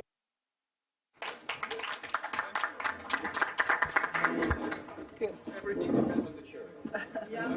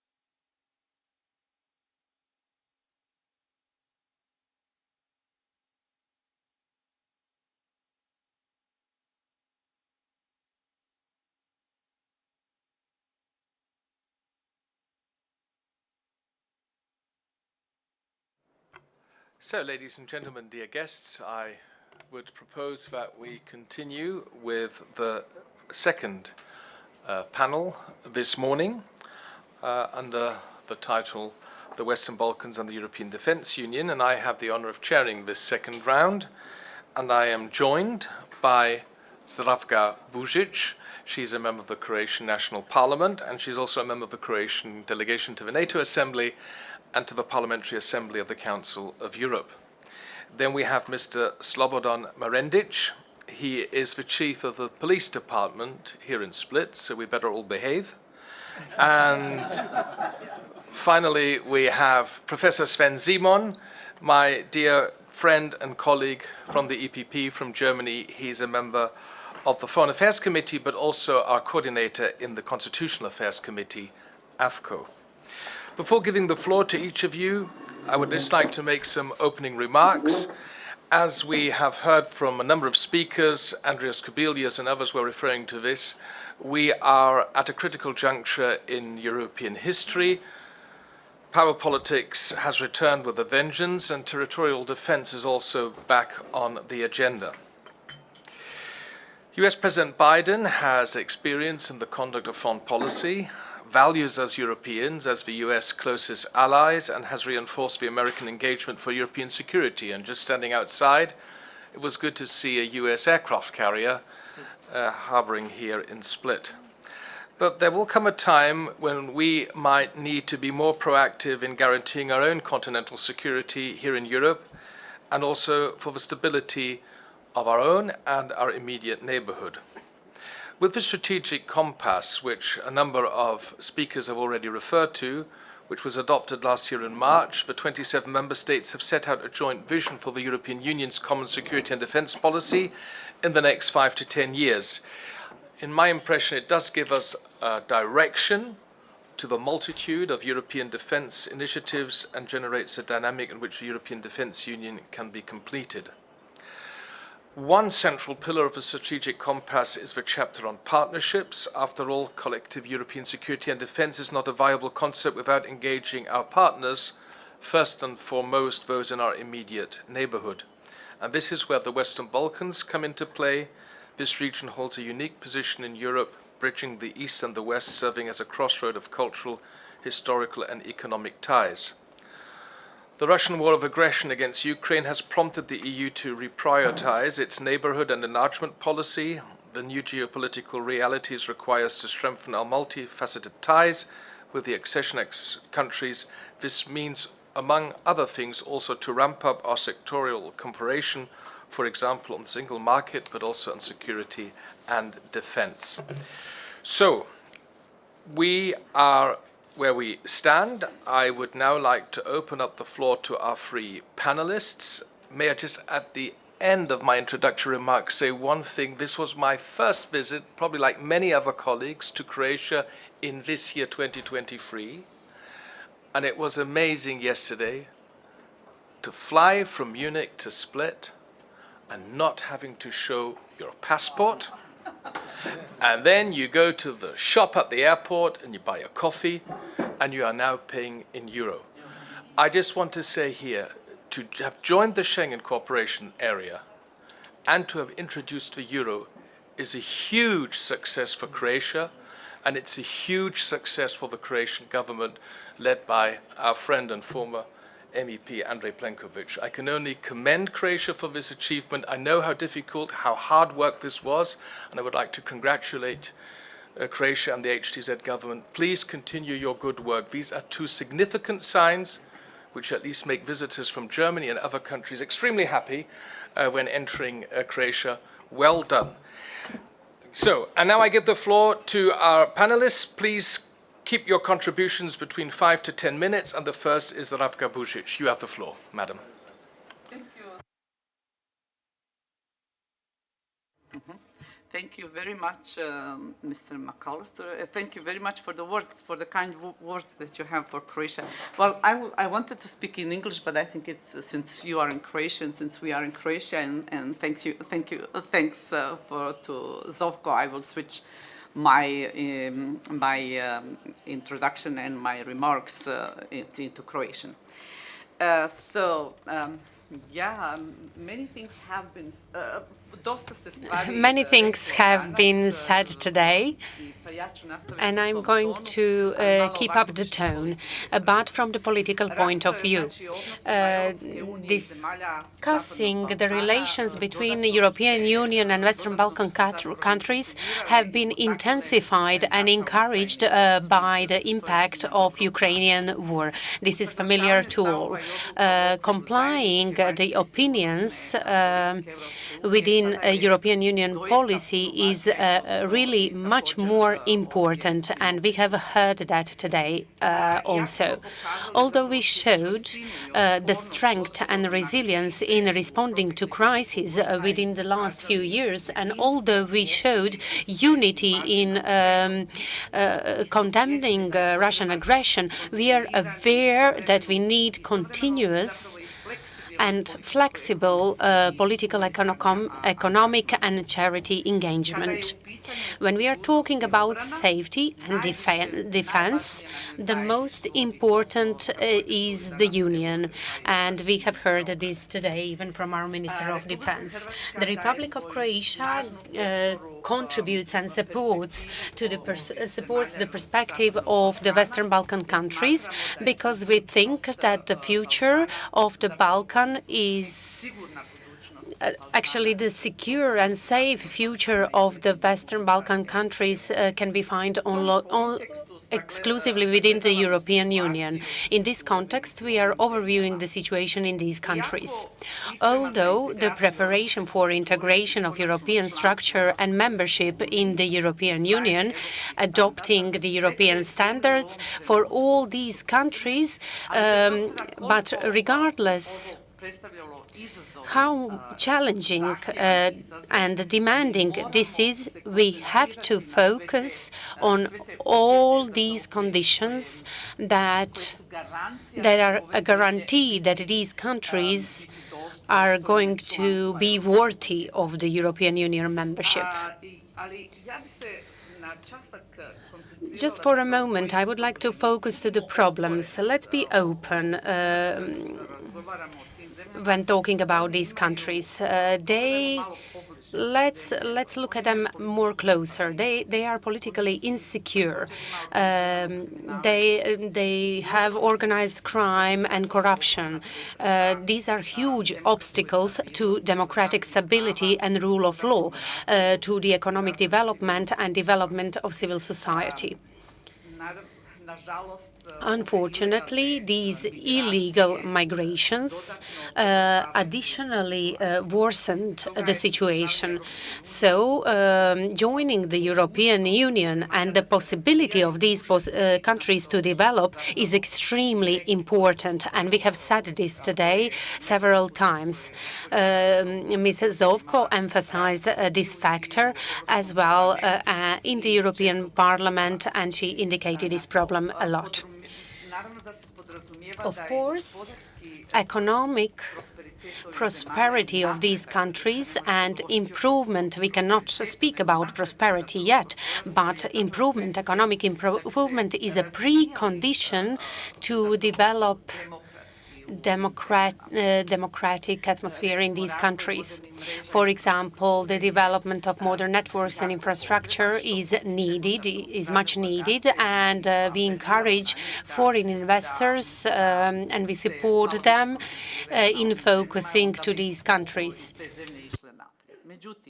However, each of these countries has its special burden, let's say, its special personality. It has its special potentials, but also potential threats. So each country has to be approached individually. The Republic of Croatia, and here we talked a lot, State Secretary emphasized this as well, due to its historical factors, the Republic of Croatia knows the situation in Western Balkan countries really well, because in these countries Croats live as well, and they are a constitutional nation in Bosnia and Herzegovina, or a minority, as is the situation in North Macedonia, Serbia, or Kosovo. So Croatia can be not just a partner in European Union, it can be one of the main.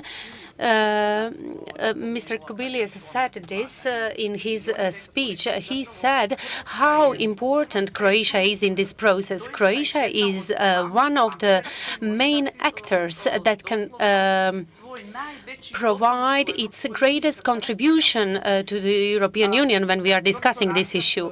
Professor Akrap, I have a lot of topics. I'm not sure whether I'm going to fit them all within a given time framework. So Professor Akrap emphasized how and in what manner we can actualize this issue even more, especially by how this became current due to the aggression on Ukraine and how it reflected to Western Balkan countries. I'm going to share my experience. I observed the elections in Montenegro on behalf of the Council of Europe. Montenegro, it's extremely important that Montenegro is a member of NATO. If it wasn't a member of NATO, I guarantee maybe you are not, if you are not close to these countries, maybe you are not aware how it would reflect if Montenegro was not a member of NATO. So in this sense, I want to emphasize how important this is and how important it is to listen to Croatian voice when we are talking about how to approach Western Balkan countries. Maybe different countries require different approaches, and this is why it is important that we approach political stakeholders in different countries in different manners. In different manners, I'm saying, because this can be of huge help. We need to consider the possibilities of social and economical factors of the existing crisis to Western Balkan countries. The Republic of Croatia, I won't talk too much about that because State Secretary Matošić already said how important it is for Croatia to expand European Union to these countries that are a part of Western Balkan. And when you are observing geographical position of these countries, the borders of European Union, you have Greece, you have Bulgaria and Romania, but in the middle you have all these Western Balkan countries that are not a part of the European Union. That's why it is extremely important. I don't know how much time I have, but if I can just reflect on it. So 2 more minutes, okay. I planned to say a lot, but so it's very important for in these times, challenging times, and when the situation changes from day to day. You can see what happened during this weekend in Russia, that is in Ukraine, and how fast things change. And this is why Europe has to be awake. It has to follow what's going on. And as for these countries in the Western Balkans, I can't emphasize enough how much we need European Union to manage and to keep them as a priority. It's a security issue. This is extremely, extremely relevant and important. We always have to focus what might happen in the future in Montenegro. I monitored this situation and development in Montenegro very carefully. So when you see how certain forces act before the invasion of Russian Federation to Ukraine, and when you see what forces are these, and this is open. I would be much more.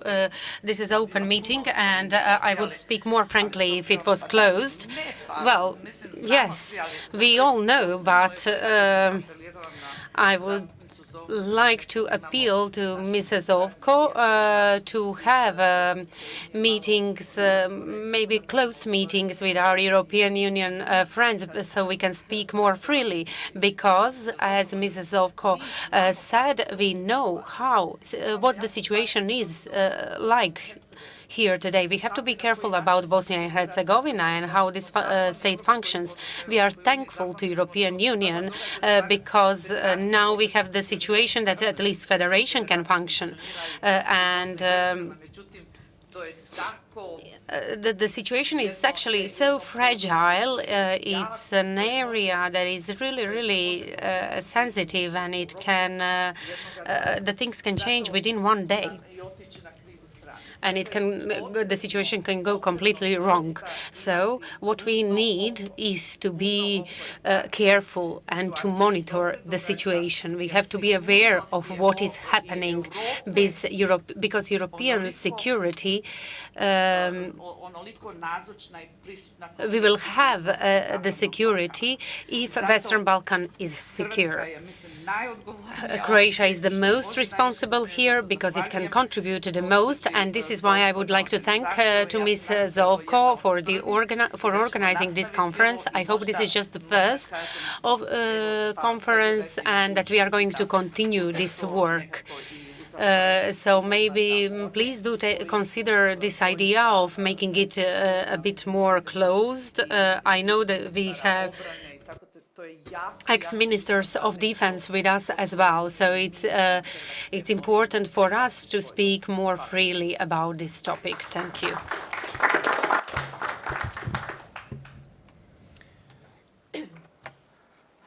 Hvala puno, Madam Vučić. Let me just say on your remarks as regards Bosnia and Herzegovina that we as EPP are fully supporting the new government led by Prime Minister Bojana Kristo, especially in implementing the 14 points which are important now that the country moves forward. And I think she's doing a great job. We received her in the AFET committee and it was a well-received visit. So we now... but this is all with support from the European Union. Yes, that's why we Thanks to you. Well, thanks to the good work of a number of people. This is not a closed round, or I could be more outspoken too. We know exactly who was very helpful here. I now give the floor to Gospodin Marendić. Izvolite. Thank you very much. First of all, I would like to wish welcome to all of you who came to Split as a head of the authority in charge of the safety and security, because I'm in charge, I'm liable, I'm responsible for security and safety in Split, Dalmatia County, together with all my partners. And also, I would like to thank EU Parliamentary Zovko for the opportunity to talk today and to participate in the work of this conference. And I would like to greet you on behalf of more than 2,000 employees of my police administration who all contribute to the fact that Croatia is a safe and secure tourist destination. So I'm sure that the role of the police administration and of the Minister of Interior is significant. I have a great opportunity to hear today how people on different levels think. So this is something different than my daily schedule. So I'd like to use this opportunity to maybe provide you with a few guidelines and to try to show you how decisions that you adopt at the European Parliament have effect effect on the work of a regional service, regional security safety authority. You need to take into account, I do believe that you feel welcome, all of you, and I believe that you feel safe in Split Dalmatia County. Maybe some of you that are here, we are 50 kilometers away from Bosnia and Herzegovina, and my county, we have a 140-kilometer border, I mean our county, and we started with the application of Schengen acquis directly on the field. So in addition to the Schengen acquis as police administration, I think we collaborate with Europol. So how your decisions and guidelines, how do your decisions and guidelines adopted at the European Union level have effect, how do they affect us? Naturally, procedure is very simple when it comes to the ground. It requires persistent work. Europol priorities, illegal migrations and human trafficking, drug abuse, organized crime, cyber crime. So basically all of the priorities of Europol are priorities of our Split Dalmatia County administration. So how do we implement the policy of EU? You just go to the web page of our police administration and you will see that on Friday we actually seized more than 100 pieces of weapons. These weapons could have ended anywhere in the European Union. So this is like a practical result of the application of procedures and standards together with our partners in Europe. So these seized weapons, this is actually a result of our joint works, and it has extreme impact on the safety and security of Europe. On the very same day, you will find the information, or the piece of information, about the organizer of illegal migration, a citizen from Iran, who was actually organizing human trafficking in Croatia and Bosnia and Herzegovina.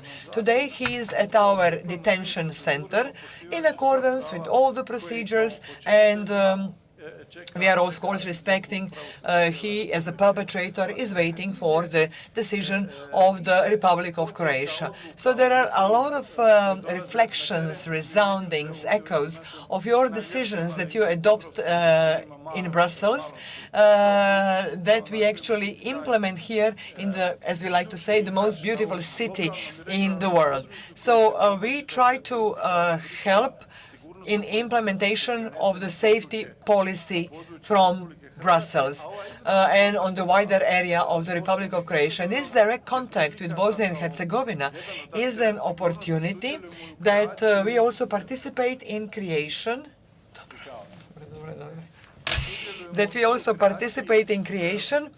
of, in a way, of kind of like procedures and policies in partnering safety forces.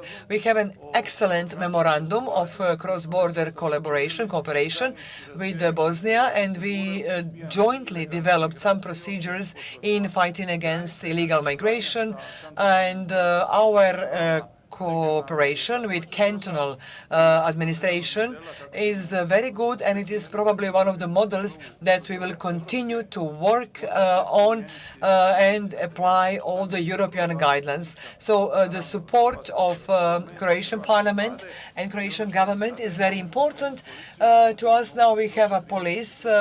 I have been working at the police department for 32 years, and our beginnings in 1990s, and Croatian police today in the last 10 years, in this period prior to accession to Schengen, whether it's the equipment, the procedures, and I am convinced that our police forces are competitive with all the forces in European Union. And when we talk about our border police, the number of our employees, the way we work, because we have more than 500 criminal offenses of illegal human trafficking. So the fight against human trafficking, it shows that we are willing to respond to high requirements. We are willing to include all partners, all spheres of responsibility from the Western Balkan countries. And this is the fact that I'm here, and my deputy is on the island of Chiovo in a joint conference with Europol, and they discussed the activities related about the international prostitution. So I can be a practical witness and an operative worker that Europol, European Union, they function very well on the territory of the Split Dalmatia County, and you can assess, you can mark my words. Thank you, Mr. Marindic, for your words, and good to hear that your police here in Split and Croatia is working closely together with Europol. And now I pass the microphone to Sven Simon, who is always a very entertaining speaker. The floor is yours. Entertaining. Okay, thank you very much. Thank you very much also to my very good friend Jelena Sofko. You really sparked my interest in the Western Balkans when I was here first time in October last year, and you sparked my interest in this lovely country, and I felt exactly the same like our chairman David McAllister described the situation coming to the airport in a different way without showing the passport, without queuing, and so it was really a nice situation yesterday in the afternoon. And I really think that Croatia is an outstanding positive example under the leadership of HDZ and Prime Minister Plenković when we speak about joining the Schengen area, the Eurozone. It's a key destination for tourists and tourist investments or tourist-driven investments. So really it's always a pleasure coming here. Thank you for the invitation. As Chairman McAllister said, and also colleague Kubilius, we are really at a critical juncture of European history.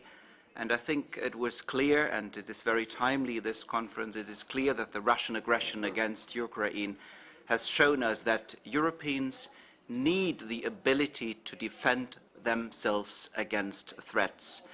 And for this we are, in my opinion, well advised not to solely rely on election results in the United States, but have sufficient standalone defense capacities as Europeans.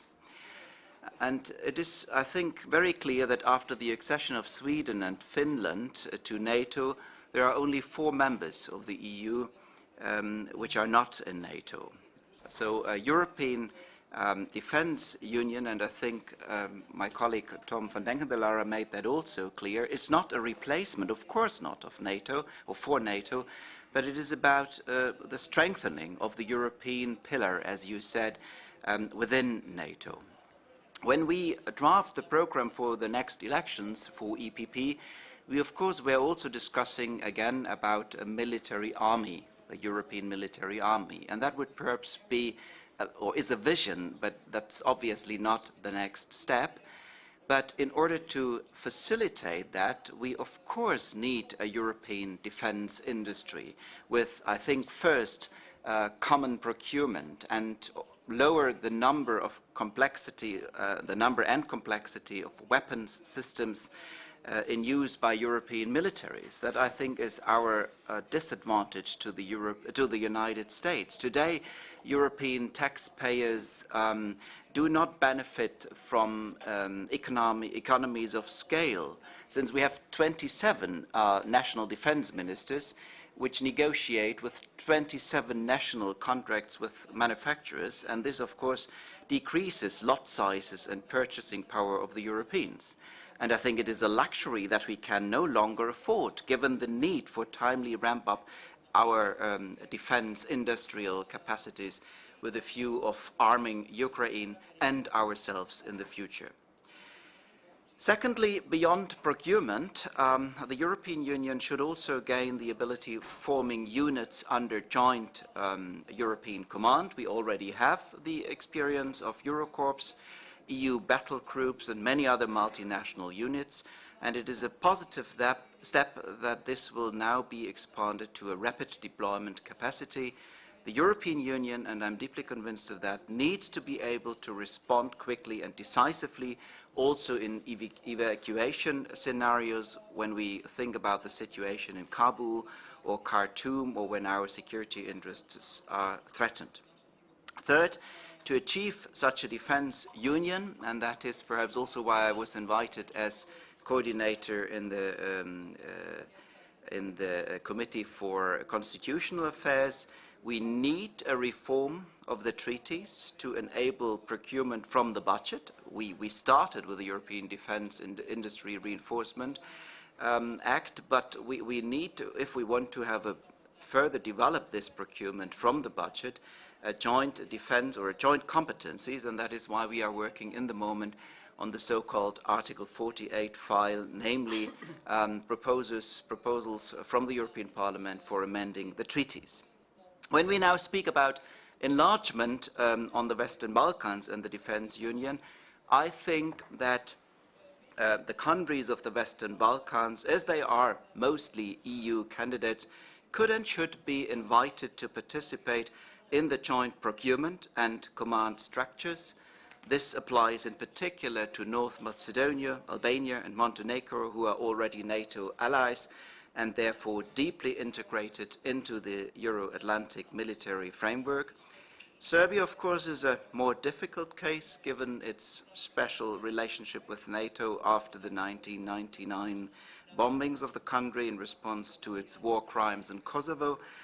This is even more so the case as Serbia has repeatedly participated in military exercises with the Russian and Belarusian military. So here, access to defense procurement should be reasonable with a view to the secrecy of Western technology. And the same, of course, applies for the Srpska elements of the Bosnian military. How can we, as a European Defence Union, effectively support the Western Balkans in strengthening their defence capabilities and addressing common security challenges? Well, I think it's first joint procurement, easier access. Modernization is key to NATO standards. And then, of course, Western Balkan countries could perhaps also take part in the rapid deployment capacity once it becomes operational to ensure readiness. And then we need to make clear that moving forward on defense is a crucial part of becoming a member of the European Union. And here maybe it means also a paradigm shift. Historically, we focused very much on the single market and on other issues, more economically driven. And here I think the European Union has become now much more than a common market, and this is part of the enlargement process. So working together in military areas and security and defense issues is key when we are speaking about the enlargement process. And when it comes to encouragement, I generally believe that we need to do much more to engage with the region. We had a dinner 2 weeks ago with the Young Members Network of the European People's Party together with Commission President Ursula von der Leyen, and we absolutely agreed that this terrible Russian aggression against Ukraine is, as the chairman already mentioned, that we must reprioritize the Balkans. It would be a big mistake if we don't put our political focus on the Balkans. And that is to conclude my short remark. Also why I'm very thankful that Jelena Sofko is really always engaged, and also in our group is drawing the attention to the Balkans, because it's much more important than we have the focus on the Balkans recently. And that is also the reason why it's my fourth time already in the last 4 years in the European Parliament, being here in Croatia and all the other states of the Western Balkans. And I'm very happy to contribute and to also show in Brussels that we need to draw the attention on the Western Balkans. Thank you.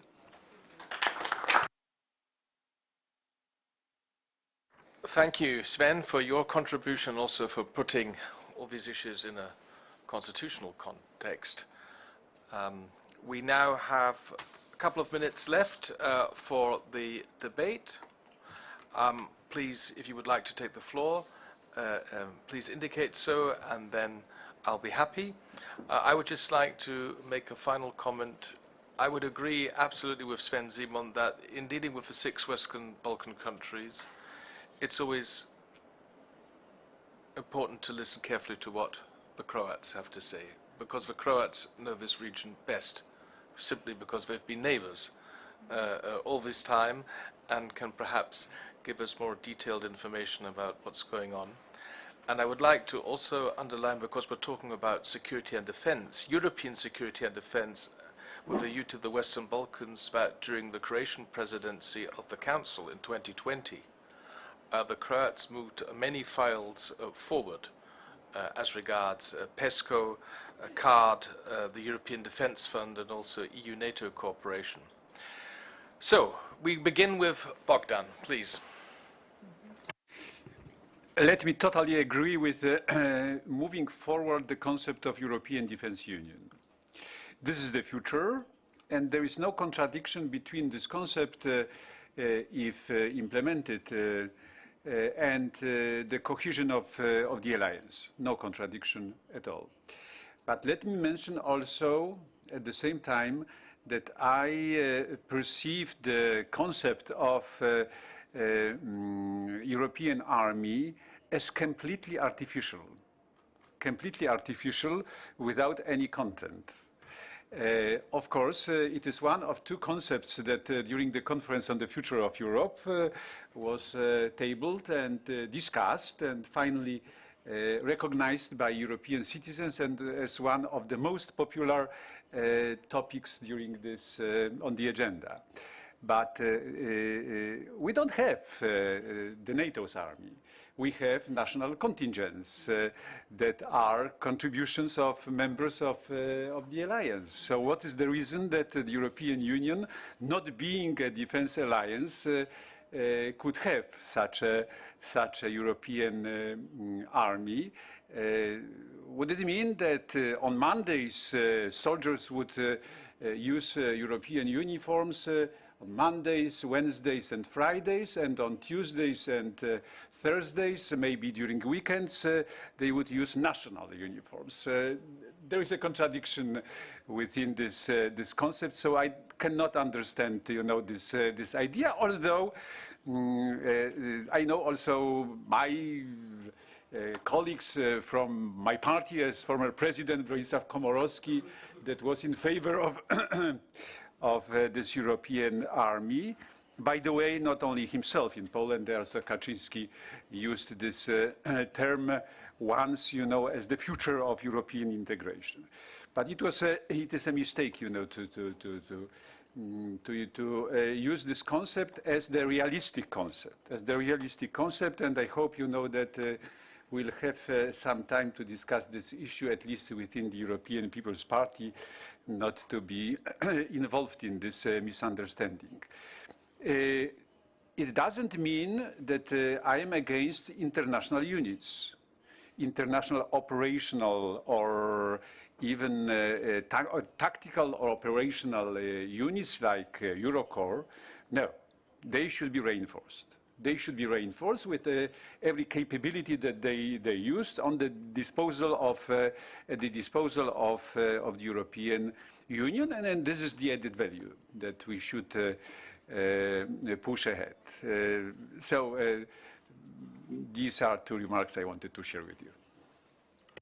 Thank you very much, Bogdan. Professor Akrap. Hvala najljepša, poštovani gospodine predsjedavajući.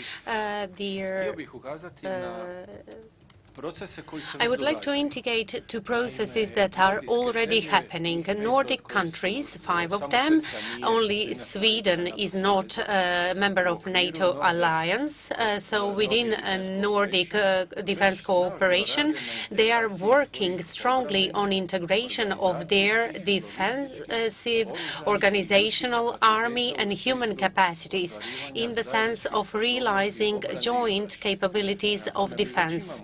So we already have a model that exists within European Union and NATO alliance, and we, with our national capabilities, as colleague Klitsch said, we have to cooperate within a NATO alliance and at the level of European Union. On the other hand, I can say that soon we are going to publish a document within a working group of NATO alliance. It is an unclassified document, and it is going to present conclusions and consequences with proposals of improving the process of strengthening national and integration capabilities. We are talking about integration capabilities of both European Union and NATO alliance in compliance with future challenges, especially in accordance with hybrid challenges and with the consequences that we are aware of for a number of years now, and which aim to significant destabilization processes in the area that we are naming Western Balkan countries. So, as stated in the introductory speeches, decision-making process and knowing and introducing the citizens to future processes is one of the key activities that have to be integrated, because only with objective and informed citizens we can expect that, as regards to all issues referring to security and defense, that we will have the support of our citizens. And this is one of the vectors that our opponents are going to try to destroy. So they are going to try to destroy the support that the policy has in the process of decision-making. Thank you. Thank you. Who would like to take the floor next? Please. Thank you. Good day to everyone. I'm Tonči Prodan from the University of Split, Forensic Sciences. First of all, I would like to thank Mrs. Zovko for inviting me to such an interesting conference.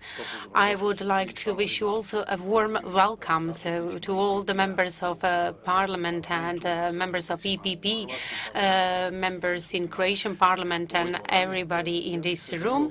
I would just like to shortly refer or comment. I don't have any questions, but I would like to refer to both panels. So in the first part, we were talking about a decision-making process. From the decision-making point to the activities being implemented in the field, there is a lot of time that passes by. So first we spoke about protecting key infrastructure. It's a good initiative.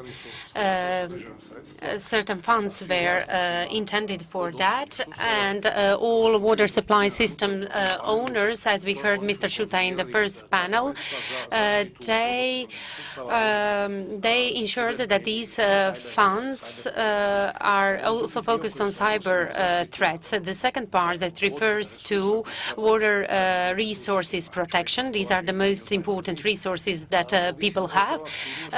This depends on the proactivity in the sense of technical and protection, apart from cyber protection.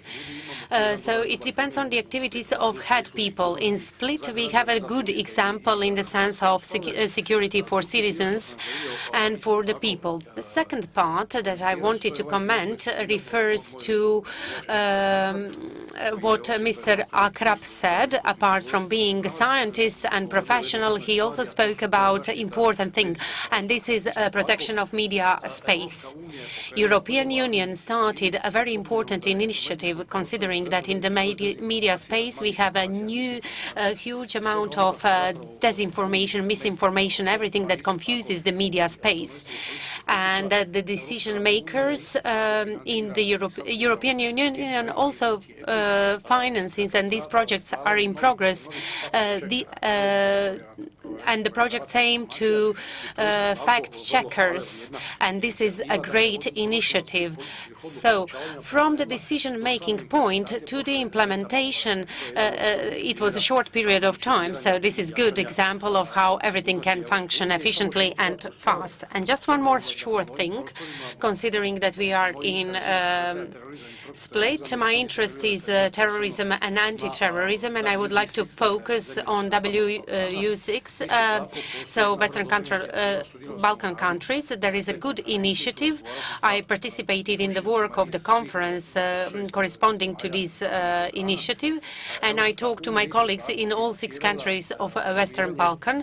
European Union financed financial intelligence units, and in accordance with the methodology that was designed by European Union, they are implementing the evaluation of transparency and of compliance of NGOs, so who are financing many terroristic organizations in the world. So just these few observations where I can see positive role of European Union in raising the security, especially in the last example, by concrete activities, concrete tasks, and achieving common goals that member states or states joining the European Union should strengthen. Thank you.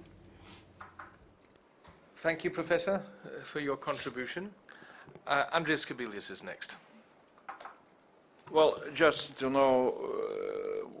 broad remarks, Bogdan, inspired me on the European army, which is, for time being, perhaps really is not the question of today. But I would not be so much afraid of some kind of future developments, looking not in next year, but in future decades. We need to remember that still European Union is quite a young organization, 70 years old it will be. And if you look into the history from Rome Treaty till now, you will see, very clear developments. What I would call, I don't know if I can use that word, federalization. I mean, becoming more and more united. And like Jean Monnet have said, exactly, it comes from, European Union is developing itself with new instruments, with new policies during the crisis. You have a different crisis, which, created banking union, the last crisis, 2008, 2012, refugee crisis, created Frontex, now pandemic created this foundation, what is... will create European Health Union. Yeah, Health Union, yeah, but also this fund, recovery fund or whatever. The first time Europe went to borrow. So now we are facing geopolitical crisis. So what will be the outcome, what we shall decide to do, and how things will develop, during the next 70 years. That, of course, demands, some kind of imagination, but I would not be afraid of this, continuation of the same tendencies which we have seen till now from Rome Treaty. Ever closer union, that's what is happening. I have the only question on, so I'm not a military guy, I will not discuss, what kind of army we need to have. United States has, each state has the National Guard, but also they have federal, army. So let's look into that, direction more openly. The only question is what I do not know, what would be an answer in the future, what's about nuclear umbrella. That is where we are, very much and absolutely dependent on the United States, and that's what I do not see how we can avoid that. We can provide nuclear umbrella together, Poland and Lithuania. Absolutely, good. That's for sure. Before I give the floor to the next speaker, European Defence Union for me is a puzzle with 5,000 pieces, and we have now set a framework with PESCO and CARD and other things, but there's still a long way to go. But the proof is, as the English say, always in eating the pudding. And the rapid deployment capacity will be a real litmus test. 5,000 soldiers from EU member states The first exercise is supposed to take place in 2023, and the rapid deployment capacity is supposed to be up and running in 2025. And this is where member states will have to actually contribute, because what we're noticing is in their Sunday speeches, the heads of state and government, apart from, of course, the Croatian Prime Minister, but the heads of state and government are talking a lot about European defense, but on Monday they often are not aware of what they promised on Sunday. So this will be the real litmus test. But now I give the floor, and I'm practicing my Croatian, to Zastupnik Gospodin Opera. Izvolite. Is that correct? Thank you very much, Mr. McAllister. My name is Andro Krstulovic Opara. Yes, I am a member of parliament, but also a former mayor of city of Split. So welcome for all participants here, the warm welcome. And I will switch my intervention in Croatian very slowly to easier way of translation. Let me tell something else about translation. Congratulations. I hear you before how difficult was your translation. So you are fantastic. I will be very slow in my intervention. Thank you. Dakle ovako. Well, I was inspired to speak after a few really quality-like discussions of my predecessors who talked about extremely important segment, which is the sensibilization of our voters. And I'm saying this from the perspective of ex-mayor of the city of Split. Just allow me to illustrate. In the beginning of my mandate, I had a commander, Marcom, Allied Maritime Forces of NATO, with headquarters in Northwood, Clive Johnston. Mr. Clive, it was a British admiral. And he had the task of deployment of his commandment from Naples to Northwood. They came to a mission in Split with their admiral ship, and after that, after our warranties, guarantees, and investigation of a number of security segments that head Marendic was talking about, so we had many allies ships.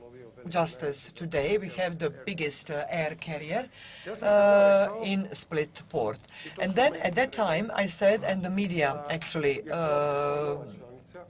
also quoted me, that Croatia, as a new member state of the European Union, can actually offer its safety for the joint safety and security policy, because safety is our oil. So then the leftist journalists and politicians, in the most ugliest way, actually, they were actually making fun of me. I expected a reaction like this. Why am I saying this? Let me go back to what Mr. Akrap has said. We need to fight against fake news, misinformation, public manipulation. Minister Banožić, in the very beginning, talked about Russia Today, that as a media outlet is positioned in the Western Balkans.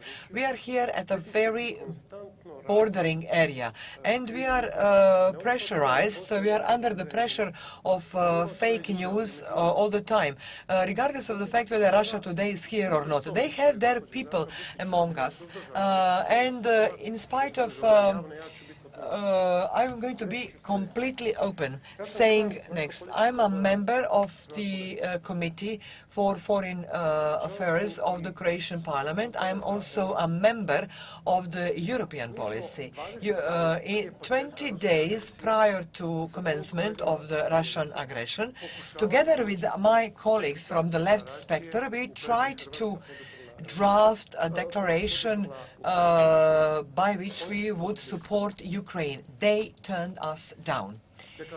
So this declaration was adopted on the 25th of February, 2 days after brutal Putin's aggression.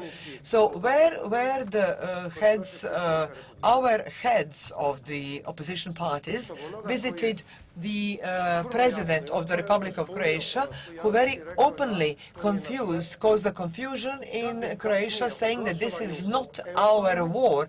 And later, when we were voting about EUMAM, Mr. Banožić was very diplomatic, and I really minded it, because he said that some representatives of Croatian parliament didn't understand the thing and they didn't vote. It is very clear which representatives in the Croatian parliament didn't vote. We don't have that problem in EPP family. We understand each other very well, regardless of the fact whether we are from Lithuania, Bulgaria, Germany, Poland. But do the other political groups actually understand well what happens currently at the pre-election time in Slovakia? Do they understand? Do they realize what goes on? What goes on in some other countries where we have hybrid warfare doing what they are supposed to do? We are gathered here just because we have the mandate of the citizens, and the citizens do not know what goes on. And these citizens, even if they have some idea, this is based on a partial pieces of information. As Mr. Prodan says, we need to monitor so they know what NGOs tell them, and many subversive activities are behind. We have a lot of fake news currently, and these fake news are actually really putting a lot of pressure on our people, and this is the cause of a lot of skepticism. Let me draw just one more parallel to our guests from other parts of Europe. Today, has any of European heads, leaders, remember what happened in 1995, 6 and 1998, or why Kosovo is independent country now? Do you remember? You don't know. Do you remember how the peaceful reintegration of the eastern Croatia was actually implemented? Because these big leaders, these decisive leaders, they do not have that kind of experience. We have like a collective administrative actually forgetting of things. And as time passes by, this state of forgetfulness at the Ukrainian front is going to be more and more difficult for us as well as Ukrainians. For us, because we need to explain to our voters why should Croatia defend Ukraine on the borders of the rivers Dnieper and Don. Why is it in our interest? This is supposed to be our topic. And then safety and security in Europe is going to depend on our joint attitude and on our joint interpretation to our citizens actually what takes place. I really wanted to be a little provocative. I heard our former Prime Minister, Mr. Kobilius, who said that he is not optimistic about the creation of this new European defense territory. I'm also optimistic, but we are optimistic in spite of within our group EPP family. But for example, are we going to be in the same position 1 year from now to be the strongest political group in Europe? Are we going to be in the same position? Okay, just God willing, but we need to clearly change our attitudes towards our voters, because only in the pre-election time, when we fight for the European Parliament again, they are going to have impact on our people all over Europe. And so we need to, because they are going to work to wage hybrid warfare against us. You can be sure of that. Thank you very much.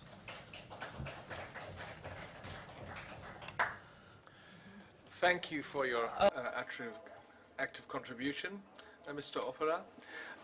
I would like to ask a question to our police director, Mr. Marendic. Flying from Munich to Split yesterday, we had perfect weather, so I could look out of the window the whole time, flying over all the islands, flying over Šibenik, and we're going to split. And I mean, you have the most beautiful coastline in Europe.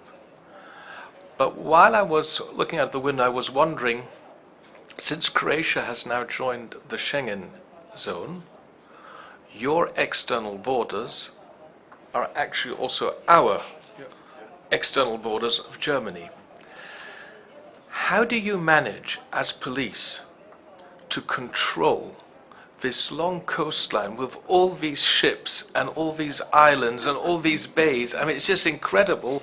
I would just like to know, that must be a huge challenge. And I mean, you can't reveal all your secrets, but can you perhaps give me as an amateur a kind of impression? How do you check that there's nobody coming to the Croatian island or mainland who may be up to no good?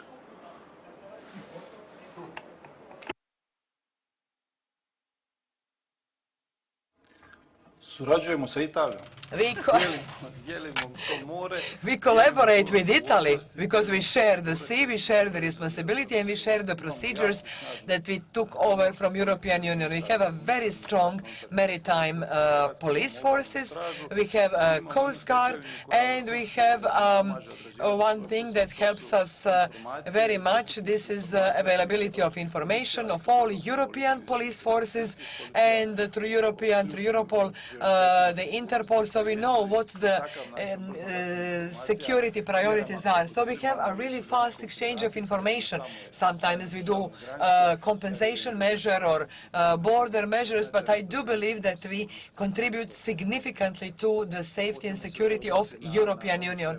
This goes on in particular when I talk about we have 140 kilometers of border with Bosnia and Herzegovina in addition to the coastline, and we have really strong police forces, and every day they work on prevention of illegal trafficking of migrants, in solution of problems that finally, basically, they are the biggest problem for the people who are exposed to human traffickers who leave all their property and assets on that way, and these people are actually victims. We have a lot of empathy for the migrants, and we try to assist them in a quality way and to help those victims and in protect European Union in such a way as well. State Secretary Matušić. Hvala lijepa, gospodine predsjedavajući. Thank you very much. I would just like to mention two things. First of all, I would like to thank you for identifying Croatia with experience in its region. Croatia is the best knows the situation in the Western Balkan countries. This is definitely true because we are here. And that is why I would not like to repeat the situation of the Baltic countries and Poland when Ursula von der Leyen said, we are so sorry that we have not listened to you who know Putin so well. So please, let's not make this happen again and listen to us. We really want a wonderful European future for our neighbors because it is our interest. It is in our best interest not to control the longest border, more than 1,000 of border with Bosnia and Herzegovina, for economic reason, and we are also constituent nation in Bosnia. So we know this joint life. We have been living together for centuries in this region. So basically, this entitles us to talk objectively about what goes on and to identify all the threats and risks when we talk about the Western Balkans and the countries that are a part of the Western Balkans. Another thing is related to migrations that basically you asked Mr. Marendić. Many things would be so much easier if the Western Balkans country would coordinate their foreign policy with the foreign policy of European Union. Now we have a situation that we have people coming here by direct flights, and these people, the moment they go to Belgrade or to Sarajevo, they go towards Schengen border, whether Hungarian, whether Croatian. And this is one part of the solution. So these countries should be aligned with the visa politics, with the foreign policy of European Union. This should help us in avoidance of a number of problems, because we can control all the borders from Turkey towards Greece and Bulgaria, and of course this part that relates to the Mediterranean, because we know who starts from where and who are the organizers. But we have a fact that we have an Iranian citizen, basically, who was actually organizing human trafficking across the border. But we had hundreds of cases of people who got arrested and who are now in detention in Croatia. So we could deal with a number of these solutions if these countries would coordinate, align their visa regimes. And we should insist on it as Euro-parliamentary representatives when we talk about the candidate countries for European Union accession. Thank you so much. Thank you. I would like to ask another question to Madam Vucic, but also to State Secretary Matušić. It's now been nearly 10 years, or exactly 10 years, since a country joined the European Union. I remember exactly in 2013, when Croatia joined the European Union, I went to the Croatian Catholic Mass in Hanover in Germany to congratulate the Croatian community. I said "Čestitam" to the priest, and they were all very happy. By the way, I also noticed that the Croatian church mass was much better visited than the German-speaking one before. But that's just a side remark. So that's been now 10 years. We are now facing soon the longest period since we've had a new member state in the history of the European Union. The longest period was from 57 to 73, 16 years. So we have 6 years to go, or we will have the longest phase at all in our history.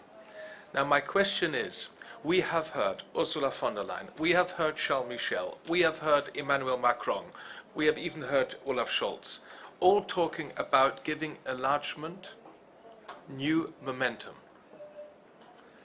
Having dealt with enlargement policy since 2014 in the European Parliament, often together with Juliana Zovko, I would say I hear all these calls.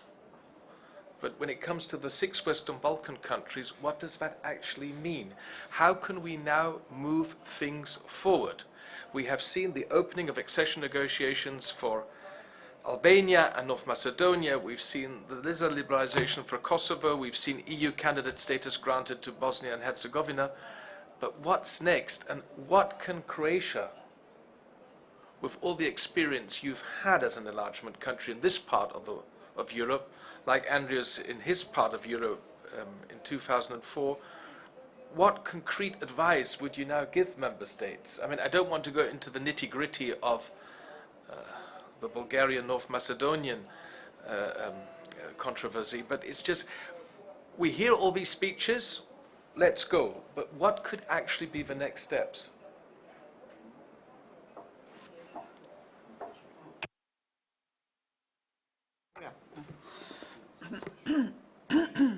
Yes, Mr. McAllister, this is a great question. I think that we tried to answer it through our interventions and comments, and I emphasized how important it was. And believe me, when Montenegro had to join NATO, I think Croatia was the greatest advocate of this. I remember when I was in Strasbourg and Brussels, I am also in the Council of Europe, I was asked at that point, how come that Croatia helps so much? How come that they care so much that Montenegro, as we all know that in war they try to destroy Dubrovnik? I said yes, but this is a guarantee that it will not happen again. So even our friends in Europe couldn't believe us that we are really honest in advocating Montenegro to join NATO. But we were advocates and we are advocates, and I hope no third stakeholder is going to come and disturb this situation, because we know what has happened in past. You monitored the situation very well. I'm sure that in European Union there was a lot of Russian intervention. Even nowadays, you know how much intervention there is in Montenegro. So to answer you, I think European Union can do a lot in this direction.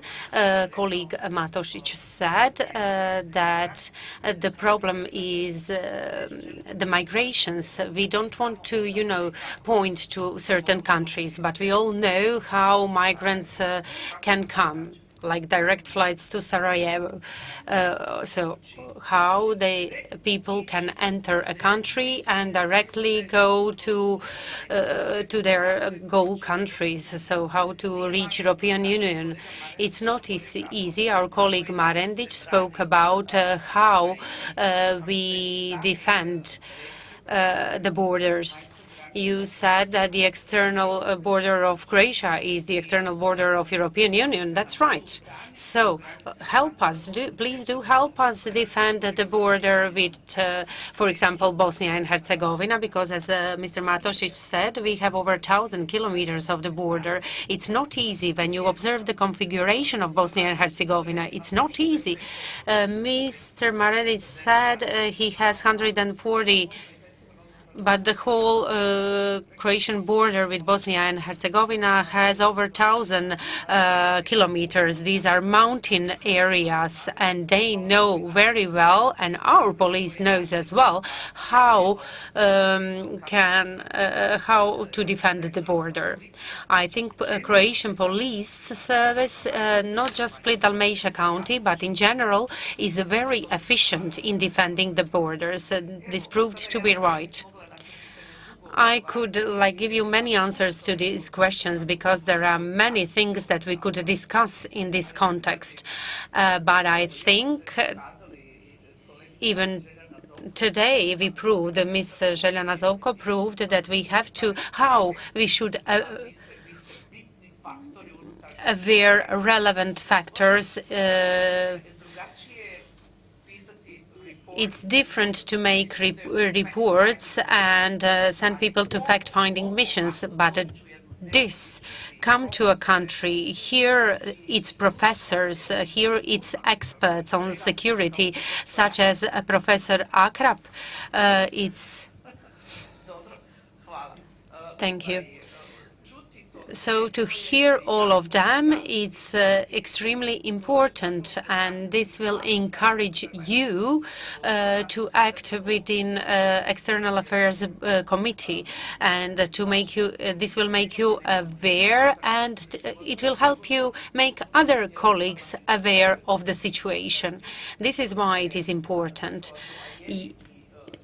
You who are here with us and who are acting within policy, you can transfer these experiences and knowledge to European Parliament and to other countries. You can be holders of our ideas and knowledge. Colleague Opara wrote me that the achievement of Croatia is the candidation status of Bosnia and Herzegovina. That's right, that's true.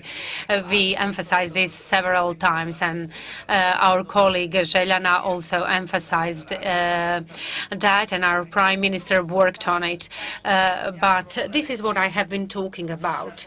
The coordination efforts and the synergy of what we are trying to do with Bosnia and Herzegovina led us to these results. This is why it is important. I would like to finish my speech with this. I could go for hours because it's interesting and relevant topic. Thank you. Thank you, Madam Buzic. We will have to conclude in a few minutes, but I would like to give the floor first to State Secretary Tusic, and then Mr. Burkan. Burkan has also requested the floor. Hvala lijepa, gospodine McAllister. Thank you, Samo Mr. kratko. McAllister. Dakle, I will be short. There is no magic. There is no universal advice as regards to how to approach Western Balkan countries. Each is specific and each needs attention. And I would say even special treatment. Different problems need different responses. But what is important, Ms. Bušić said that thanks to Croatia, the candidation status of Bosnia and Herzegovina has what it has, but it has to deal with 14 priorities in order to start negotiations. So the question refers to their capacities in order to implement the reforms that are needed. So our role as European Union is, once they do improvements, it has to be supported or, let's say, awarded. It has to be recognized in order to encourage them to keep up the good work. So we need to think in this sense. We were talking about approach to unified market. We have to think about certain steps that will prepare this country for future membership in the European Union. As for knowing the situation and the context, Croatia can provide a clear definition of what is going on and what the situation is. We can see that the issue of Serbia is extremely important, and concretely this issue is also used in order to keep the co-status. So we are having the tensions, putting the tensions up in order to have a co-status instead of dealing with what has been agreed between Kosovo and Serbia. So we can see that the intention is to keep the present state in order for the present state and relations between Serbia and Kosovo stop the processes that are going on concretely in Serbia. So now you have protests every day there, and there is a key mass that want Minister Vučić and ministers to give up their functions. But the interest is to also maintain the status quo because this is also connected to elections and so on. So we are familiar with the situation, with the context. We remember the revolutions and everything that preceded the war that Serbia and Milosevic started with Slovenia, and then Croatia, and then Bosnia and Herzegovina, and finally with Kosovo. And today you have the issue of services. So the people in charge in Serbia are asked as regards to why NATO attacked them in the 90s. So they don't remember what preceded this. They don't want to remember what preceded this attack. So what were the reasons and what led to such situation in the past? So the Great Serbia attempt failed, but they have to also face, Serbian society has to face the facts, and they have to analyze them from their point of view, and they have to find their place, hopefully within European Union. It's clear they are not going to join NATO for now, for the time being, but we are going to see how the situation with Ukraine is going to finish. They basically drew the Republic of Serbia in Bosnia and Herzegovina as well, and the transatlantic integrations are stopped consequently. So Euro integration, there is some space for Euro integrations to happen, but as long as we have this situation, it's difficult to realize it.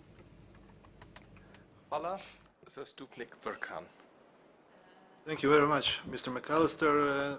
My name is Jure Brka. I'm a member of Croatian Parliament, but I was also former mayor of Makarska. That's a small tourist town, 60 kilometers down south in the direction of Dubrovnik. And born and raised in Makarska, but also with strong family ties with Bosnia and Herzegovina. So I will just switch to the Croatian like everybody else.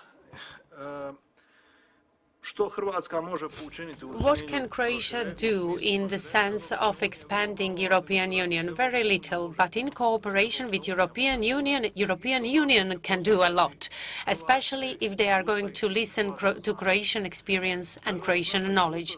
Unfortunately, our experience is that when in 1968 Russia had war, Montenegrins attacked Dubrovnik. And now I hope that we won't have these experience with Montenegrins again. For Serbia, I'm not sure. What are our experiences? Just last weekend in Belgrade, you had a concert of where 10,000 people attended the concert. It's a nationalist singer who sings about a war in Croatia and attacking Croatia and so on. So on the other hand, in Bugojno, you had the celebration of I don't know how many years of Islamic occupation of Bosnia and Herzegovina, where Turkish orchestra marched with all the equipment, and it's 120 kilometers from here. Yes. So these are our experiences. We know how to handle them. So, European Union opened the door to Western Balkan countries because we want to attract them, we want to integrate them. We also want to stabilize them. But our experiences say differently. Citizens in these countries, maybe they do not want to be stabilized. They don't want to be integrated. And then what Mr. Prodan said, what is the role of media here? Media is doing things even worse. Concert that I mentioned, and 10,000 people. There are very few people who were born before 1995. 90% of them were born after 95. But media pressured them, and they still see Croats as the greatest enemies. And together with Croats, they see European Union as the greatest evil and greatest enemies. They even didn't decide for European Union. At least their media says so, and they listen to the media. So, what can we do in such situation? We gave them everything. You opened the door for them. You gave them conditions in the sense of what they have to do. But if we provided them with all of these opportunities, we need to be prepared to sanction them if they don't change. President Vučić, for example, he moves the focus from his daily topics to the situation in Kosovo, and he emphasizes it as he wants. So we can see it here straight, what he's doing in Serbia. It's not good. He's in EPP. He can be influenced, and he should be influenced. He should change his policy. He can impact media, because he has huge impact on media in Serbia, and he has to show his people the benefits of European Union, peace, stability, and so on. And we have to be prepared to sanction him if he doesn't do that, because this takes too much time. Nothing has changed there. We are still waiting. We are waiting for the situation to develop in Ukraine, and it can reflect on us here. And just one more thing to finish my speech. As long as in Croatia we have concerts, as I mentioned, in Bugojno we have ceremonies and celebrations, as I mentioned, we have Simply Red in Pula. I think 10 years of European Union and everything else, and when we accepted the European Union and its values did its thing. And we can see that it's not happening in all countries. I think EPP can work a lot on that. Thank you. You might be aware that Josep Borrell, the High Representative, just published 2 or 3 days ago his annual report on the priorities of foreign affairs and security policy. And On page 1, already he's referring to the Western Balkans.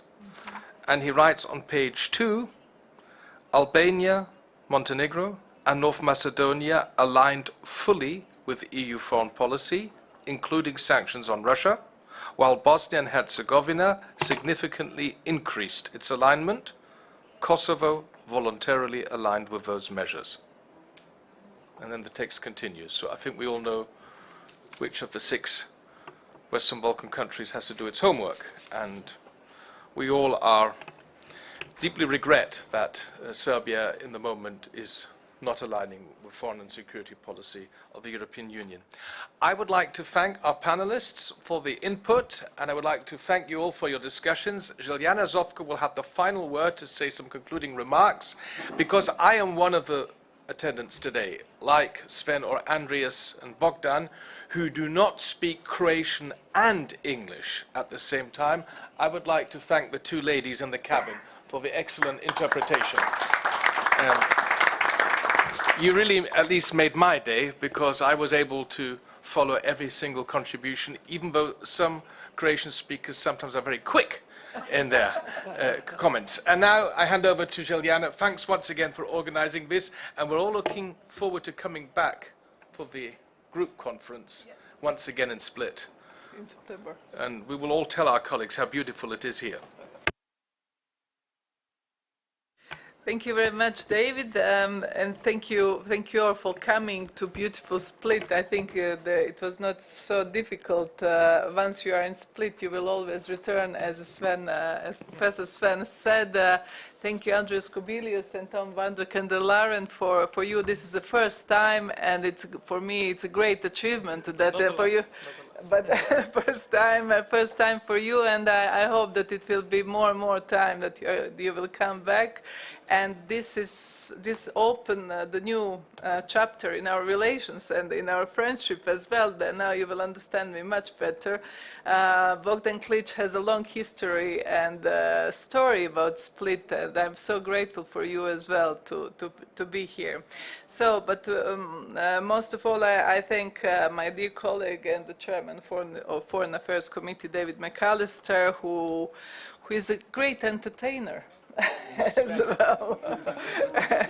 And with you, time flies, and we have, and to thank you for sharing your time with us here, and there's so much that you have done for Bosnia and Herzegovina, for electoral law, together with our Prime Minister Andrej Plenković, and behind the lines on explaining and getting closer to real issues and what Bosnia and Herzegovina really is and how it can function only if all 3 constituent people have their stake in a state, and that's something that comes with the knowledge that you have and that you carry from your childhood and which you spend in this Dalmatian coast. So I will first of all also I will thank all of you for coming here, but above all our secretariat from the outreach. Gina and Marcin and the people who are working, the staff that are working there for so organizing so smoothly this conference. And I think, as Zdravka Bušić rightly said, we need more of these meetings. We need more of discussions behind in camera, and to open ourselves, because I think that there are so many things that we can say, and that we can be much more open and honest, and we can come to a joint conclusion. To Chief of the Police, Mr. Marandic, there is no words to say, but thanks to you, Schengen became also a reality. Thanks to your policemen that came to visit me in Brussels on the day when we entered the Schengen. So the policemen from the island, from Splitsko-Dalmatinska Županija, were there, and they also understood as well why they were doing all this training and all this work, and also fighting disinformation that we had. on the other side from the other political groups that were fighting against us, and now they're taking credit for some of the things, but we were fighting to help Croatia enter the Schengen. So I will just read the concluding remarks. So for the concluding remarks and the conclusions from this conference is that firstly, the EPP Group conference emphasized the urgency of addressing the role of Russian war of aggression on Ukraine and its wider implication for Western Balkans and European security. By acknowledging the threats posed by Russia and fostering a united front, the conference laid the foundation for stronger defense mechanism, enhanced deterrence and collective action to safeguard the security and sovereignty of the European Union and Western Balkans. Additionally, the conference underlined the importance of a strong and unified Europe to address the complex security challenges facing the continent. Participants acknowledged the need for comprehensive approach, joint production of ammunition and combining military capabilities, intelligence sharing, diplomatic efforts and cooperation among member states. By strengthening the European Union security and defense capabilities, the conference participants emphasized the importance of preserving peace, stability and democracy in Europe. Another key aspect discussed during the conference was that enhancing Europe's own military capabilities is essential for effective deterrence, crisis management and protection of European interests. This includes the need for increased defense spending and investment in research and development within the European Union. Participants stressed that pooling resources, harmonizing defense systems and joint military exercises are critical for maximizing the efficiency and effectiveness of Europe's military capabilities. By fostering closer collaboration, Europe can achieve greater strategic autonomy and operational readiness in dealing with security threats. In this respect, discussions highlighted the role of strategic compass in strengthening the security and defense of the European Union and the Western Balkans. The conference recognized the significance of this strategic framework in guiding the future security policies and actions of the European Union. Furthermore, participants reiterated the strategic significance of the Western Balkan region and its EU integration perspective in the broader European security framework. It was widely acknowledged the challenges faced by the countries in the region, including political instability, ethnic tensions, organized crime and migration. The conference emphasized the need for continued support and engagement from the European Union in the Western Balkans, including assisting these countries in their path towards EU membership. Strengthening security and defense cooperation in the region was identified as a vital step in fostering stability, reconciliation and economic development. The conference also highlighted the importance of a strong transatlantic alliance between Europe and the United States. Participants underscored the mutual benefits of cooperation and coordination in addressing common security threats such as terrorism, cyber attacks and hybrid warfare. The conference emphasized the need to reinvigorate and deepen the partnership between Europe and the United States based on shared values, trust and a collective commitment to ensuring peace and security. Additionally, the conference emphasized the importance of building resilient societies that are capable of countering disinformation, propaganda and hybrid threats. Participants recognized the significant role of digital technologies and the need to invest in cybersecurity measures to protect critical infrastructure and democratic processes. The conference emphasized the importance of media literacy, promoting independent journalism and countering the manipulation of information to safeguard democratic values and principles. In conclusion, the EPP Group conference, A Stronger Europe, Security and Defense in the European and the Western Balkans, has been a significant milestone in advancing the collective security and defense agenda of Europe.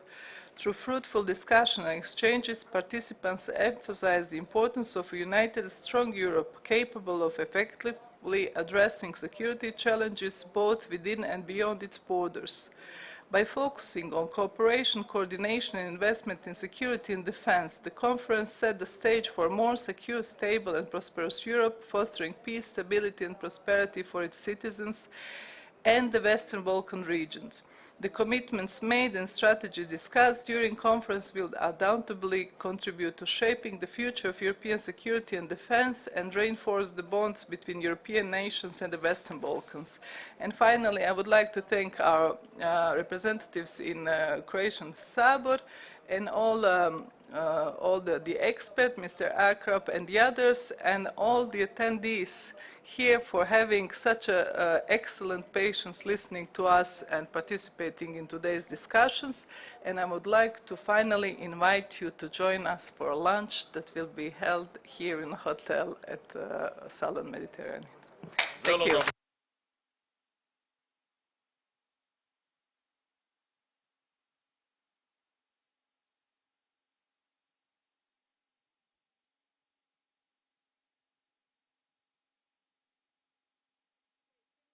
Before the lunch, just to go outside to take a group photo. Yeah.